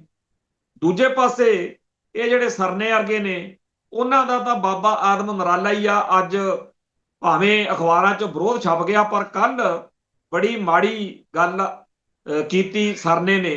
ਅਖਬਾਰਾਂ ਮੀਡੀਆ 'ਚ ਰੌਲਾ ਪਵਾਤਾ ਕਿ ਸਾਡੀ ਭਾਈ ਅਮਰਤਪਾਲ ਸਿੰਘ ਵਾਲੀ ਜਿਹੜੀ ਸ਼੍ਰੋਮਣੀ ਵਾਰਸ ਪੰਜਾਬ ਦੇ ਅਕਾਲੀ ਦਲ ਆ, ਵੀ ਉਹਨਾਂ ਨਾਲ ਗੱਲ ਹੋ ਗਈ ਜੀ ਤੇ ਬਸ ਸਾਡੀ ਏਕਤਾ ਹੋ ਰਹੀ ਆ। ਪਰ ਅੱਜ ਇਸ ਗੱਲ ਦਾ ਜਵਾਬ ਵਾਰਸ ਪੰਜਾਬ ਦੇ ਅਕਾਲੀ ਦਲ ਵਾਲੀ ਧਿਰ ਨੇ ਦੇ ਦਿੱਤਾ ਵਾ ਵੀ ਇਹ ਬਿਲਕੁਲ ਕੋਈ ਇਹੋ ਜਿਹੀ ਗੱਲ ਨਹੀਂ ਹੈ। ਪਰ ਇਹ ਗੱਲ ਸੋਚੋ ਕਿ ਸਰਨੇ ਹੁਣੀ ਕਿੰਨਾ ਵੱਡਾ ਭੰਬਲ ਭੂਸਾ ਪੈਦਾ ਕਰਨ ਦੇ ਸਮਰੱਥ ਨੇ। ਜਿਹੜੇ ਲੋਕ ਭਾਈ ਅਮਰਤਪਾਲ ਸਿੰਘ ਵਾਲੀ ਜਿਹੜੀ ਪਾਰਟੀ ਆ ਇਹਦੇ ਤੋਂ ਆਸਾਂ ਉਮੰਗਾਂ ਰੱਖਦੇ ਨੇ, ਤੇ ਉਹਨਾਂ ਦੇਖੋ ਹਰੇਕ ਨੂੰ ਆਪੋ ਆਪਣੀ ਗੱਲ ਕਹਿਣ ਦਾ ਹੱਕ ਆ, ਉਹਦੇ ਨਾਲ ਮੇਰੇ ਜਾਂ ਕਿਸੇ ਹੋਰ ਦੇ ਹਾਂ ਪੱਖੀ ਵਿਚਾਰ ਨਾ ਹੋਣ, ਉਹ ਇੱਕ ਅਲੱਗ ਚੈਪਟਰ। ਪਰ ਭਾਈ ਅਮਰਤਪਾਲ ਸਿੰਘ ਦੀ ਪਾਰਟੀ ਆ ਜਿਹੜੀ, ਉਹ ਆਪਦੇ ਤਰੀਕੇ ਨਾਲ ਸਰਗਰਮ ਆ, ਤੇ ਘਰੇ ਬੈਠੇ ਸਰਨੇ ਹੁਣੀ ਉਹਦੇ ਖਿਲਾਫ ਮਾਹੌਲ ਸਿਰਜ ਰਹੇ ਨੇ, ਕਿਉਂਕਿ ਲੋਕਾਂ 'ਚ ਦੁਬਦਾ ਪੈਂਦੀ ਹੈ ਜਦੋਂ ਇਹੋ ਜਿਹੀਆਂ ਗੱਲਾਂ ਹੁੰਦੀਆਂ ਨੇ। ਇਸ ਤਰ੍ਹਾਂ ਦਾ ਮਾਹੌਲ ਬਣਾਉਣ ਦੀ ਹਿੰਮਤ ਕਿਉਂ ਪੈਦਾ ਹੁੰਦੀ ਹੈ ਸਰਨੇ ਹੋਣਾ ਦੀ? ਕਿਉਂਕਿ ਉਹਨਾਂ ਨੇ ਇਹੀ ਕੁਝ ਦੇਖਿਆ। ਸੋ ਜਿਹੜੀ ਗੱਲ ਅੱਜ ਗਿਆਨੀ ਹਰਪ੍ਰੀਤ ਸਿੰਘ ਵਾਲੀ ਪਾਰਟੀ ਦਾ ਹਾਲ ਆ ਜਾਂ ਹਸ਼ਰ ਆ, ਇਹ ਕਿਤੇ ਭਾਈ ਅਮਰਤਪਾਲ ਸਿੰਘ ਵਾਲੀ ਧਿਰ ਦਾ ਨਾ ਬਣ ਜੇ। ਇਹਦੇ ਲਈ ਭਾਈ ਅਮਰਤਪਾਲ ਸਿੰਘ ਵਾਲੀ ਧਿਰ ਦੇ ਸਾਰੇ ਆਗੂਆਂ ਨੂੰ ਚਤੰਨ ਰਹਿਣ ਦੀ ਲੋੜ ਆ ਕਿ ਆ ਜਿਹੜੇ ਸਰਨੇ ਵਰਗੇ ਨੇ, ਜੇ ਅੱਜ ਇਹ ਗੱਲਾਂ ਕਰ ਸਕਦੇ ਆ, ਕੱਲ ਨੂੰ ਇਹਦੋਂ ਵੀ ਜ਼ਿਆਦਾ ਮਾੜੀਆਂ ਕਰਨਗੇ। ਸਿਆਸਤ ਬੜੀ, ਇਹ ਹੰਢੇ ਹੋਏ ਤੇ ਮੰਝੇ ਹੋਏ ਲੋਕ ਨੇ, ਇਹ ਭਰਮ ਭੁਲੇਖੇ ਪਾਉਣ 'ਚ, ਗੁੰਮਰਾਹ ਕਰਨ 'ਚ ਲੋਕਾਂ ਨੂੰ, ਇਹਨਾਂ ਕੋਲੇ ਮੀਡੀਆ ਦੀ, ਪੈਸੇ ਦੀ ਬੜੀ ਤਾਕਤ ਆ। ਖਾਲਸਾ ਪੰਥ ਸਿੱਖ ਜਗਤ ਕੋਲੇ ਬਹੁਤ ਸਾਰੇ ਤਰੀਕੇ ਦੇ ਲੜਨ ਦੇ ਰਾਹ ਨੇ। ਇੱਕ ਸਾਡੀ ਉਹ ਧਿਰ ਵਾ ਜਿਹਨੇ ਸਿਰਾਂ ਉੱਤੇ ਖੱਫਣ ਬੰਨ ਕੇ ਕੌਮ ਦੀ ਲੜਾਈ ਲੜਾਉਣੀ ਆ, ਜਿਨ੍ਹਾਂ ਨੂੰ ਆਪਾਂ ਖਾੜਕੂ ਗਰੀਲਾ ਧਿਰ ਕਹਿੰਦੇ। ਇੱਕ ਧਿਰ ਸਾਡੀ ਓਵਰਗਰਾਉਂਡ ਖਾਲਿਸਤਾਨੀ ਉਹ ਧਿਰ ਵਾ ਜਿਹੜੇ ਬੇਸ਼ੱਕ ਹਥਿਆਰਬੰਦ ਤਾਂ ਨਹੀਂ, ਪਰ ਖਾਲਿਸਤਾਨ ਤੋਂ ਘੱਟ ਗੱਲ ਨਹੀਂ ਕਰਦੇ ਤੇ ਭਾਰਤੀ ਤੰਤਰ ਤੋਂ ਕਰੋੜਾਂ ਦੂਰ ਨੇ। ਇੱਕ ਉਹ ਨੇ ਜਿਹੜੇ ਕਹਿੰਦੇ ਆ ਵੀ ਅਸੀਂ ਖਾਲਿਸਤਾਨੀ ਵੀ ਆ, ਪਰ ਅਸੀਂ ਭਾਰਤੀ ਤੰਤਰ 'ਚ ਚੋਣਾਂ ਵੀ ਲੜਨੀਆਂ ਨੇ, ਕਿਉਂਕਿ ਇਹ ਫੀਲਡ ਕਿਸੇ ਵੀ ਰੂਪ 'ਚ ਖਾਲੀ ਨਹੀਂ ਛੱਡਿਆ ਜਾਣਾ ਚਾਹੀਦਾ। ਇਸ ਤੋਂ ਅੱਗੇ ਵੀ ਕਈ ਰੰਗ ਨੇ। ਇਹਨਾਂ ਸਾਰਿਆਂ ਨੂੰ ਹੀ ਆਪੋ ਆਪਣੇ ਤਰੀਕੇ ਨਾਲ ਕੌਮ ਦੀ ਸੇਵਾ ਕਰਨ ਦਾ ਹੱਕ ਹੈ, ਕਿਉਂਕਿ ਜਦੋਂ ਤੱਕਰ ਮੰਜ਼ਿਲ ਮਿਲ ਨਹੀਂ ਜਾਂਦੀ, ਜਦੋਂ ਤੱਕਰ ਸੰਘਰਸ਼ ਦੀ ਬੁਲੰਦੀ ਉੱਥੇ ਤੱਕ ਨਹੀਂ ਪਹੁੰਚਦੀ ਕਿ ਸਾਰੇ ਕਹਿਣ ਕਿ ਆਹ ਰਾਹ ਠੀਕ ਆ, ਕਿਉਂਕਿ ਪਤਾ ਨਹੀਂ ਕਿਹੜੇ ਰਾਹ ਰਾਹੀਂ ਅਸੀਂ ਮੰਜ਼ਿਲ ਤੇ ਪਹੁੰਚ ਸਕਦੇ ਹਾਂ। ਤੋ ਇਸ ਦੌਰ ਵਿੱਚ ਸਾਨੂੰ ਸਾਰਿਆਂ ਨੂੰ ਇੱਕ ਦੂਜੇ ਦੇ ਬਾਰੇ ਸਪਸ਼ਟ ਵੀ ਹੋਣ ਦੀ ਲੋੜ ਆ, ਇੱਕ ਦੂਜੇ ਦਾ ਫਿਕਰ ਕਰਨ ਦੀ ਵੀ ਲੋੜ ਆ। ਅਸੀਂ ਭਾਰਤੀ ਤੰਤਰ ਦਾ ਹਿੱਸਾ ਬਣੇ ਬਗੈਰ ਕਿਵੇਂ ਅੱਗੇ ਵਧਣਾ, ਇਸ ਗੱਲ ਦੀ ਸਾਨੂੰ ਸਦਾ ਦ੍ਰਿੜਤਾ ਦੇ ਨਾਲ ਜ਼ਿੰਮੇਵਾਰੀ ਨਿਭਾਉਣ ਦੀ ਲੋੜ। ਸੋ ਜਦੋਂ ਅਸੀਂ ਦੇਖਦੇ ਹਾਂ ਕਿ ਸਾਡੇ ਆਲੇ ਦੁਆਲੇ ਵਿੱਚ ਬਹੁਤ ਵੱਡੀ ਗਿਣਤੀ ਵਿੱਚ, ਜਿਵੇਂ ਬੀਜੇਪੀ 'ਚ ਜਿਹੜਾ ਸਿੱਖ ਛਾਲ ਮਾਰ ਗਿਆ ਸਾਡੇ ਵਿੱਚੋਂ, ਉਹਦਾ ਪੂਰਨ ਤੌਰ ਦੇ ਉੱਤੇ ਬਾਹਮਣੀਕਰਨ ਹੋ ਜਾਂਦਾ। ਕਿਸੇ ਟਾਈਮ ਮਨਜਿੰਦਰ ਸਿੰਘ ਸਰਸਾ ਜਿਹੜਾ ਸੀ, ਉਹ ਦੁਨੀਆ ਭਰ 'ਚ ਜਦੋਂ ਵੀ ਕਿਸੇ ਸਿੱਖ ਨੂੰ ਤਕਲੀਫ ਹੁੰਦੀ ਸੀ ਤਾਂ ਉਹ ਸਭ ਤੋਂ ਵੱਧ ਉਹਦਾ ਪਹਿਲਾ ਕੱਢਵਾਂ ਬਿਆਨ ਆਉਂਦਾ ਸੀ। ਅੱਜ ਕਿੱਥੇ ਆ ਉਹ? ਐਵੇਂ ਹੋਰ ਬਥੇਰੇ ਨੇ। ਸੋ ਚਰਨਜੀਤ ਸਿੰਘ ਬਰਾੜ ਜਾਂ ਜਗਮੀਤ ਸਿੰਘ ਬਰਾੜ ਵਰਗਿਆਂ ਦਾ ਅਕਾਲੀ ਦਲ ਤੋਂ ਸਫ਼ਰ ਸ਼ੁਰੂ ਹੋ ਕੇ ਬੀਜੇਪੀ 'ਚ ਜਿਹੜਾ ਖਤਮ ਹੋਇਆ, ਜਿਸ ਤਰੀਕੇ ਦੀਆਂ ਗੱਲਾਂ ਚੱਲ ਰਹੀਆਂ ਨੇ ਕਿ ਭਵਿੱਖ ਦੇ ਵਿੱਚ ਬੀਜੇਪੀ ਪੰਜਾਬ 'ਚ ਰਾਜ ਕਰੂਗੀ, ਇਹ ਗੱਲਾਂ ਜਿਹੜੀਆਂ ਨੇ ਇਹ ਬੜੀਆਂ ਖਤਰਨਾਕ ਨੇ, ਗੰਭੀਰ ਨੇ, ਤੇ ਸਾਡੀ ਕੌਮ ਲਈ ਹੋਰ ਵੀ ਜ਼ਿਆਦਾ ਔਖ ਭਰੇ ਦਿਨ ਆਉਣਗੇ। ਪਰ ਗੱਲ ਇਹ ਹੈ ਕਿ ਕੀ ਸਾਡੀ ਕੌਮ ਦਾ ਉਹ ਹਿੱਸਾ ਜਿਹਨੂੰ ਅਜੇ ਤੱਕਰ ਵੀ ਇਹ ਅਹਿਸਾਸ ਨਹੀਂ ਹੋਇਆ ਜਿਹੜਾ ਹੋਣਾ ਚਾਹੀਦਾ ਕਿ ਸਾਡੀ ਆਜ਼ਾਦੀ ਤੋਂ ਬਗੈਰ, ਖਾਲਿਸਤਾਨ ਤੋਂ ਬਗੈਰ ਸਾਡਾ ਬਚਣਾ ਮੁਸ਼ਕਲ ਹੈ, ਕੀ ਉਹਨਾਂ ਨੂੰ ਪਤਾ ਹੈ ਕਿ ਬੀਜੇਪੀ ਦਾ ਰਾਜ ਆਉਣ ਦਾ ਕੀ ਅਰਥ ਆ? ਇਹ ਗੱਲ ਆਪਦੀ ਥਾਂ ਤੇ ਆ ਕਿ ਕਾਂਗਰਸ ਤੇ ਬਾਦਲ ਦਲ ਵਾਲੇ ਜਾਂ ਹੋਰ ਕੋਈ ਸਿਆਸੀ ਧਿਰ ਜੇ ਰਾਜ ਕਰੇ ਤਾਂ ਵੀ ਉਹੀ ਕੁਝ ਹੋਣਾ। ਪਰ ਬੀਜੇਪੀ ਤਾਂ ਬਹੁਤ ਹੀ ਜ਼ਿਆਦਾ ਸ਼ਾਤਰ ਸਮਝੀ ਜਾਂਦੀ ਆਰਐਸਐਸ ਦੀ ਅਗਲਾ ਫਰੰਟ ਫੋਰਸ ਹੈ। ਆਰਐਸਐਸ ਵਾਲੇ ਹੁਣ ਤੱਕ ਸਿੱਖੀ ਬਾਰੇ ਸਪਸ਼ਟ ਤੌਰ ਦੇ ਉੱਤੇ ਕਹਿੰਦੇ ਰਹੇ ਨੇ ਕਿ ਇਹ ਤਾਂ ਹਿੰਦੂ ਨੇ, ਤੇ ਮੈਂ ਇਹ ਕਹਿਣਾ ਹੁੰਨਾ ਕਿ ਸਭ ਤੋਂ ਨੀਚ ਕਿਸਮ ਦਾ ਹਿੰਦੂ ਉਹ ਹੈ ਜਿਹੜਾ ਕਹਿੰਦਾ ਫਿਰੇ ਕਿ ਸਿੱਖ ਤਾਂ ਹਿੰਦੂ ਨੇ, ਗੁਰੂ ਸਾਹਿਬਾਨ ਜਿਹੜੇ ਆ ਉਹ ਹਿੰਦੂਆਂ ਦੇ ਸੀ, ਹਿੰਦੂਆਂ ਦੇ ਘਰਾਂ 'ਚ ਜੰਮੇ ਸੀ। ਜਿਹੜਾ ਇਸ ਤਰੀਕੇ ਦੀਆਂ ਗੱਲਾਂ ਕਰਦਾ ਉਹ ਹਿੰਦੂ ਸਭ ਤੋਂ ਨੀਚ ਹੈ। ਪਰ ਇਹ ਘੱਟ ਨੀਚ ਮੈਂ ਮੰਨਦਾ ਉਸ ਹਿੰਦੂ ਨੂੰ। ਸਭ ਤੋਂ ਜਿਹੜਾ ਇਹ ਤੋਂ ਵੀ ਮਾੜਾ ਨੀਚ ਬੰਦਾ ਉਹ ਸਿੱਖ ਆ ਜਿਹੜਾ ਕਿਸੇ ਹਿੰਦੂ ਦੇ ਮੂੰਹ ਤੋਂ ਇਹ ਗੱਲ ਸੁਣ ਕੇ ਚੁੱਪ ਕਰਦਾ। ਜਿਹੜਾ ਸਿੱਖ ਹੋਵੇ ਤੇ ਇਹ ਗੱਲ ਸੁਣ ਕੇ ਚੁੱਪ ਕਰ ਜਾਵੇ ਜਦੋਂ ਕਵੇ ਕੋਈ ਹਿੰਦੂ ਕਿ ਜੀ ਸਿੱਖ ਜਿਹੜੇ ਨੇ ਉਹ ਹਿੰਦੂਆਂ ਚੋਂ ਨਿਕਲੇ, ਉਦੋਂ ਵੀ ਨੀਚ ਆ। ਸੋ ਇਸ ਨੀਚ ਮਾਹੌਲ ਦੇ ਵਿੱਚ ਬੀਜੇਪੀ ਜਾਂ ਆਰਐਸਐਸ ਤਾਂ ਉਹਨਾਂ ਸਾਰਿਆਂ ਦਾ ਅੱਡਾ ਵਾ ਜਿਹੜੇ ਕਹਿੰਦੇ ਆ ਕਿ ਗੁਰੂ ਗ੍ਰੰਥ ਸਾਹਿਬ ਪੰਜਵਾਂ ਵੇਦ ਆ, ਜਿਹੜੇ ਕਹਿੰਦੇ ਆ ਕਿ ਜਪਜੀ ਸਾਹਿਬ ਗੀਤਾ ਦਾ ਛੋਟਾ ਰੂਪ ਆ। ਸੋ ਇਹ ਜਿਹੜਾ ਹਿੰਦੂ ਜਾਂ ਸਿੱਖ ਬੀਜੇਪੀ ਆਰਐਸਐਸ ਵਾਲਾ ਨਾ, ਇਹ ਸਭ ਤੋਂ ਖਤਰਨਾਕ ਆ। ਕਾਂਗਰਸ ਸਾਡੇ ਨਾਲ ਸਿੱਧਾ ਲੜਦੀ ਭਿੜਦੀ ਰਹੀ, ਅਸੀਂ ਉਹਨਾਂ ਨੂੰ ਠੋਕਦੇ ਆ, ਉਹ ਸਾਨੂੰ ਮਾਰਦੇ ਆ। ਪਰ ਇਹ ਤੁਹਾਡੇ ਖੜੇ ਖੜੋਤੇ ਅੰਮ੍ਰਿਤਧਾਰੀ ਗੁਰਸਿੱਖ ਦਾ ਕੇਸਾਧਾਰੀ ਹਿੰਦੂ ਬਣਾਉਣ ਵਾਲਾ ਪ੍ਰੋਜੈਕਟ ਲਈ ਫਿਰਦੇ। ਹੁਣ ਦੱਸਦੇ ਆ, ਗੱਲ ਪਤਾ ਨਹੀਂ ਕਿੰਨੀ ਕੁ ਸੱਚੀ ਹੈ, ਕਿ ਪਿਛਲੇ 6 ਮਹੀਨਿਆਂ ਤੋਂ ਆਰਐਸਐਸ ਨੇ ਆਪਦੇ ਵੱਡੇ ਜਿਹੜੇ ਉਹਨਾਂ ਦੇ ਧਰੰਤਰ ਵਿਦਵਾਨ ਨੇ ਉਹਨਾਂ ਦੀਆਂ ਮੀਟਿੰਗਾਂ 'ਚ ਇਹ ਨਿਰਣਾ ਕੱਢਿਆ ਕਿ ਜਦੋਂ ਵੀ ਆਪਾਂ ਇਹ ਕਹਿੰਦੇ ਆ ਕਿ ਸਿੱਖ ਹਿੰਦੂ ਨੇ, ਗਾਂ ਤੋਂ ਚਾਹੇ ਉਹਨਾਂ ਦੀ ਗਿਣਤੀ ਥੋੜੀ ਆ ਪਰ ਆਵਾਜ਼ ਬੜੀ ਦਮਦਾਰ ਹੁੰਦੀ ਆ, ਠੋਕਵਾਂ ਜਵਾਬ ਆਉਂਦਾ ਸਿੱਖਾਂ ਵੱਲੋਂ ਕਿ ਤੁਸੀਂ ਸਾਨੂੰ ਹਿੰਦੂ ਹੋਣ ਦੀ ਗਾਲ ਕੱਢੀ ਹੈ। ਸਾਡੇ ਲਈ ਸਭ ਤੋਂ ਗੰਦੀ ਗਾਲ ਆ ਵੀ ਤੁਸੀਂ ਸਾਨੂੰ ਹਿੰਦੂ ਕਿਹਾ। ਇਸ ਗੱਲ ਦੇ ਉੱਤੇ ਦੱਸਿਆ ਜਾ ਰਿਹਾ ਕਿ ਆਰਐਸਐਸ ਨੇ ਨਿਰਣਾ ਕਰ ਲਿਆ ਹੈ ਕਿ ਹੁਣ ਆਪਾਂ ਇਹ ਗੱਲ ਕਹਿਣੀ ਛੱਡੋ, ਕਿਉਂਕਿ ਨਹੀਂ ਆਪਣਾ ਪੰਜਾਬ ਦੇ ਵਿੱਚ ਪੈਰ ਲੱਗਣ ਦਾ ਬੀਜੇਪੀ ਦਾ ਕੋਈ ਮਤਲਬ ਹੀ ਨਹੀਂ। ਆ ਥੋੜੇ ਦਿਨ ਪਹਿਲਾਂ ਜਿਹੜਾ ਇੱਕ ਭਾਟੀ ਨਾਂ ਦਾ ਆਗੂ ਹੈ, ਉਹਦਾ ਮੈਂ ਪੜ੍ਹ ਰਿਹਾ ਸੀ। ਉਹਦਾ ਇਹ ਕਹਿਣਾ ਸੀ ਕਿ ਜਿਸ ਵੀ ਭਾਰਤ ਦੇ ਕਿਸੇ ਇਲਾਕੇ 'ਚ ਵੋਟਾਂ ਹੁੰਦੀਆਂ, ਐਮਪੀ ਐਮਐਲਏ ਵਾਲੀਆਂ ਚੋਣਾਂ ਹੁੰਦੀਆਂ, ਉਸ ਸੂਬੇ ਵਿੱਚ ਆਰਐਸਐਸ ਵੱਲੋਂ ਵੱਡੀ ਗਿਣਤੀ ਵਿੱਚ ਪ੍ਰਚਾਰਕ ਭੇਜੇ ਜਾਂਦੇ ਆ, ਸਾਧੂ ਬਾਬੇ ਭੇਜੇ ਜਾਂਦੇ ਆ ਜਿਹੜੇ ਉੱਥੇ ਕਥਾਵਾਂ ਕਥੂਮਾਂ ਕਰਦੇ ਆ। ਬਥੇਰੇ ਆ ਉਹਨਾਂ ਕੋਲੇ ਮਰਾਰੀ ਬਾਪੂ, ਢਮਕਾਣੀ ਬਾਪੂ। ਤੇ ਉਸ ਇਲਾਕੇ ਦੇ ਵਿੱਚ ਹਿੰਦੂਤਵ ਨੂੰ ਇਹ ਲੋਕਾਂ ਨੂੰ ਸਮਝ ਨਹੀਂ ਲੱਗ ਰਹੀ ਹੁੰਦੀ ਕਿ ਅਸੀਂ ਜਿਹੜਾ ਇਹ ਪ੍ਰੋਗਰਾਮ 'ਚ ਜਾ ਰਹੇ ਹਾਂ ਅਸੀਂ ਬੀਜੇਪੀ ਦੇ ਸਪੋਰਟਰ ਬਣ ਜਾਾਂਗੇ। ਉਹਨਾਂ ਨੂੰ ਲੱਗਦਾ ਅਸੀਂ ਤਾਂ ਹਿੰਦੂਆਂ ਤੇ ਹਿੰਦੂਆਂ ਦੇ ਬਾਬੇ ਆਏ ਨੇ ਜੀ ਇੱਥੇ ਸੁਣ ਜਾਣਾ ਹੀ ਹੈ। ਅਸਲ ਵਿੱਚ ਉਹਨਾਂ ਦੇ ਮਾਈਂਡ ਦੇ ਵਿੱਚ, ਮਾਨਸਿਕਤਾ ਦੇ ਵਿੱਚ ਹਿੰਦੂਇਜ਼ਮ ਨੂੰ ਹੌਲੀ ਹੌਲੀ ਜਿਹੜਾ ਹੈਗਾ ਬੀਜੇਪੀ ਮਾਰਕਾ ਹਿੰਦੂ ਬਣਾਉਣ ਲਈ ਵਰਤਿਆ ਜਾ ਰਿਹਾ ਹੁੰਦਾ।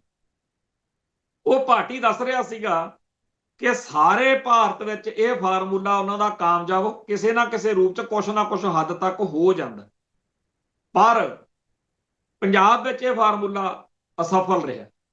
ਪੰਜਾਬ ਬਾਰੇ ਤਾਂ ਬੀਜੇਪੀ ਦੇ ਸਭ ਤੋਂ ਵੱਡੇ ਖੱਬੀ ਖਾਨ ਮੰਨੇ ਜਾਂਦੇ ਅਮਿਤ ਸ਼ਾਹ ਨੂੰ ਪਿੱਛੇ ਦੇ ਜਦੋਂ ਪੁੱਛਿਆ ਸੀ ਕਿ ਪੰਜਾਬ ਦਾ ਕੀ ਬਣੂ, ਤਾਂ ਉਹਨੇ ਵੀ ਹੱਸ ਕੇ ਕਹਿਤਾ ਸੀ ਪੰਜਾਬ ਦੇ ਬਾਰੇ ਕੱਖ ਨਹੀਂ ਕੋਈ ਦੱਸ ਸਕਦਾ। ਹੁਣ ਬੀਜੇਪੀ ਜਾਂ ਆਰਐਸਐਸ ਨੇ ਇਹ ਤਰੀਕਾ ਲੱਭਿਆ ਕਿ ਸਿੱਖਾਂ ਨੂੰ ਚੜਾਉਣ ਦੀ ਬਜਾਏ ਇਹ ਗੱਲ ਕਰਨੀ ਬੰਦ ਕਰੀ ਜਾਵੇ ਥੋੜੇ ਟਾਈਮ ਲਈ, ਉਲਟਾ ਆਪਾਂ ਸਿੱਖਾਂ ਨੂੰ ਪਛੜਾਓ, ਭਰਮਾਓ ਤੇ ਸਿੱਖਾਂ ਦੇ ਕਹਿੰਦੇ ਕਹਾਉਂਦੇ ਬੰਦੇ ਨਾਲ ਜੋੜੋ। ਜੋ ਕੁਝ ਵੀ ਕਹਿ ਕੇ ਉਹ ਜੁੜਦੇ ਆ ਤੇ ਜਿਹੜੀਆਂ ਗੱਲਾਂ ਨਾਲ ਉਹ ਉਲਝਦੇ ਆ, ਪ੍ਰਵੋਕ ਹੁੰਦੇ ਆ, ਉਹ ਕਰਨੀਆਂ ਬੰਦ ਕਰੋ। ਤੋ ਜਿਹੜੀ ਗੱਲ ਜਗਮੀਤ ਬਰਾੜ, ਚਰਨਜੀਤ ਬਰਾੜ ਵਰਗੇ ਜਾਂ ਹੋਰ ਜਿਹੜੇ ਭੱਜ ਕੇ ਬੀਜੇਪੀ 'ਚ ਜਾ ਰਹੇ ਨੇ, ਇਹ ਉਸ ਛਲ ਕਪਟ ਦਾ, ਉਸ ਸਾਮ ਦਾਮ ਦੰਡ ਭੇਦ ਵਾਲੀ ਨੀਤੀ ਦਾ ਨਤੀਜਾ। ਸੋ ਹੁਣ ਬੀਜੇਪੀ ਨੇ ਇੱਕ ਵਾਰ ਵੋਟਾਂ ਤਿੱਕਰ ਕਾਫੀ ਮਜ਼ਬੂਤ ਹੋਣ ਦਾ ਪੰਜਾਬ ਦੇ ਵਿੱਚ ਜਾਂ ਸਿੱਖਾਂ 'ਚ ਇੱਕ ਤਰੀਕਾਕਾਰ ਅਪਣਾਇਆ। ਉਹ ਕਿੰਨਾ ਕੁ ਕਾਮਯਾਬ ਹੁੰਦੇ ਆ ਵੱਖਰੀ ਗੱਲ ਹੈ, ਪਰ ਸੋਚਣ ਵਾਲੀ ਗੱਲ ਇਹ ਹੈ ਕਿ ਜੇ ਬੀਜੇਪੀ ਮਜ਼ਬੂਤ ਨਹੀਂ ਹੁੰਦੀ ਦੇਖ ਸਕਦੇ ਆਪਾਂ, ਫਿਰ ਆਪਾਂ ਹੋਰ ਮਜ਼ਬੂਤ ਹੁੰਦਾ ਕਿਹਨੂੰ ਦੇਖੀਏ।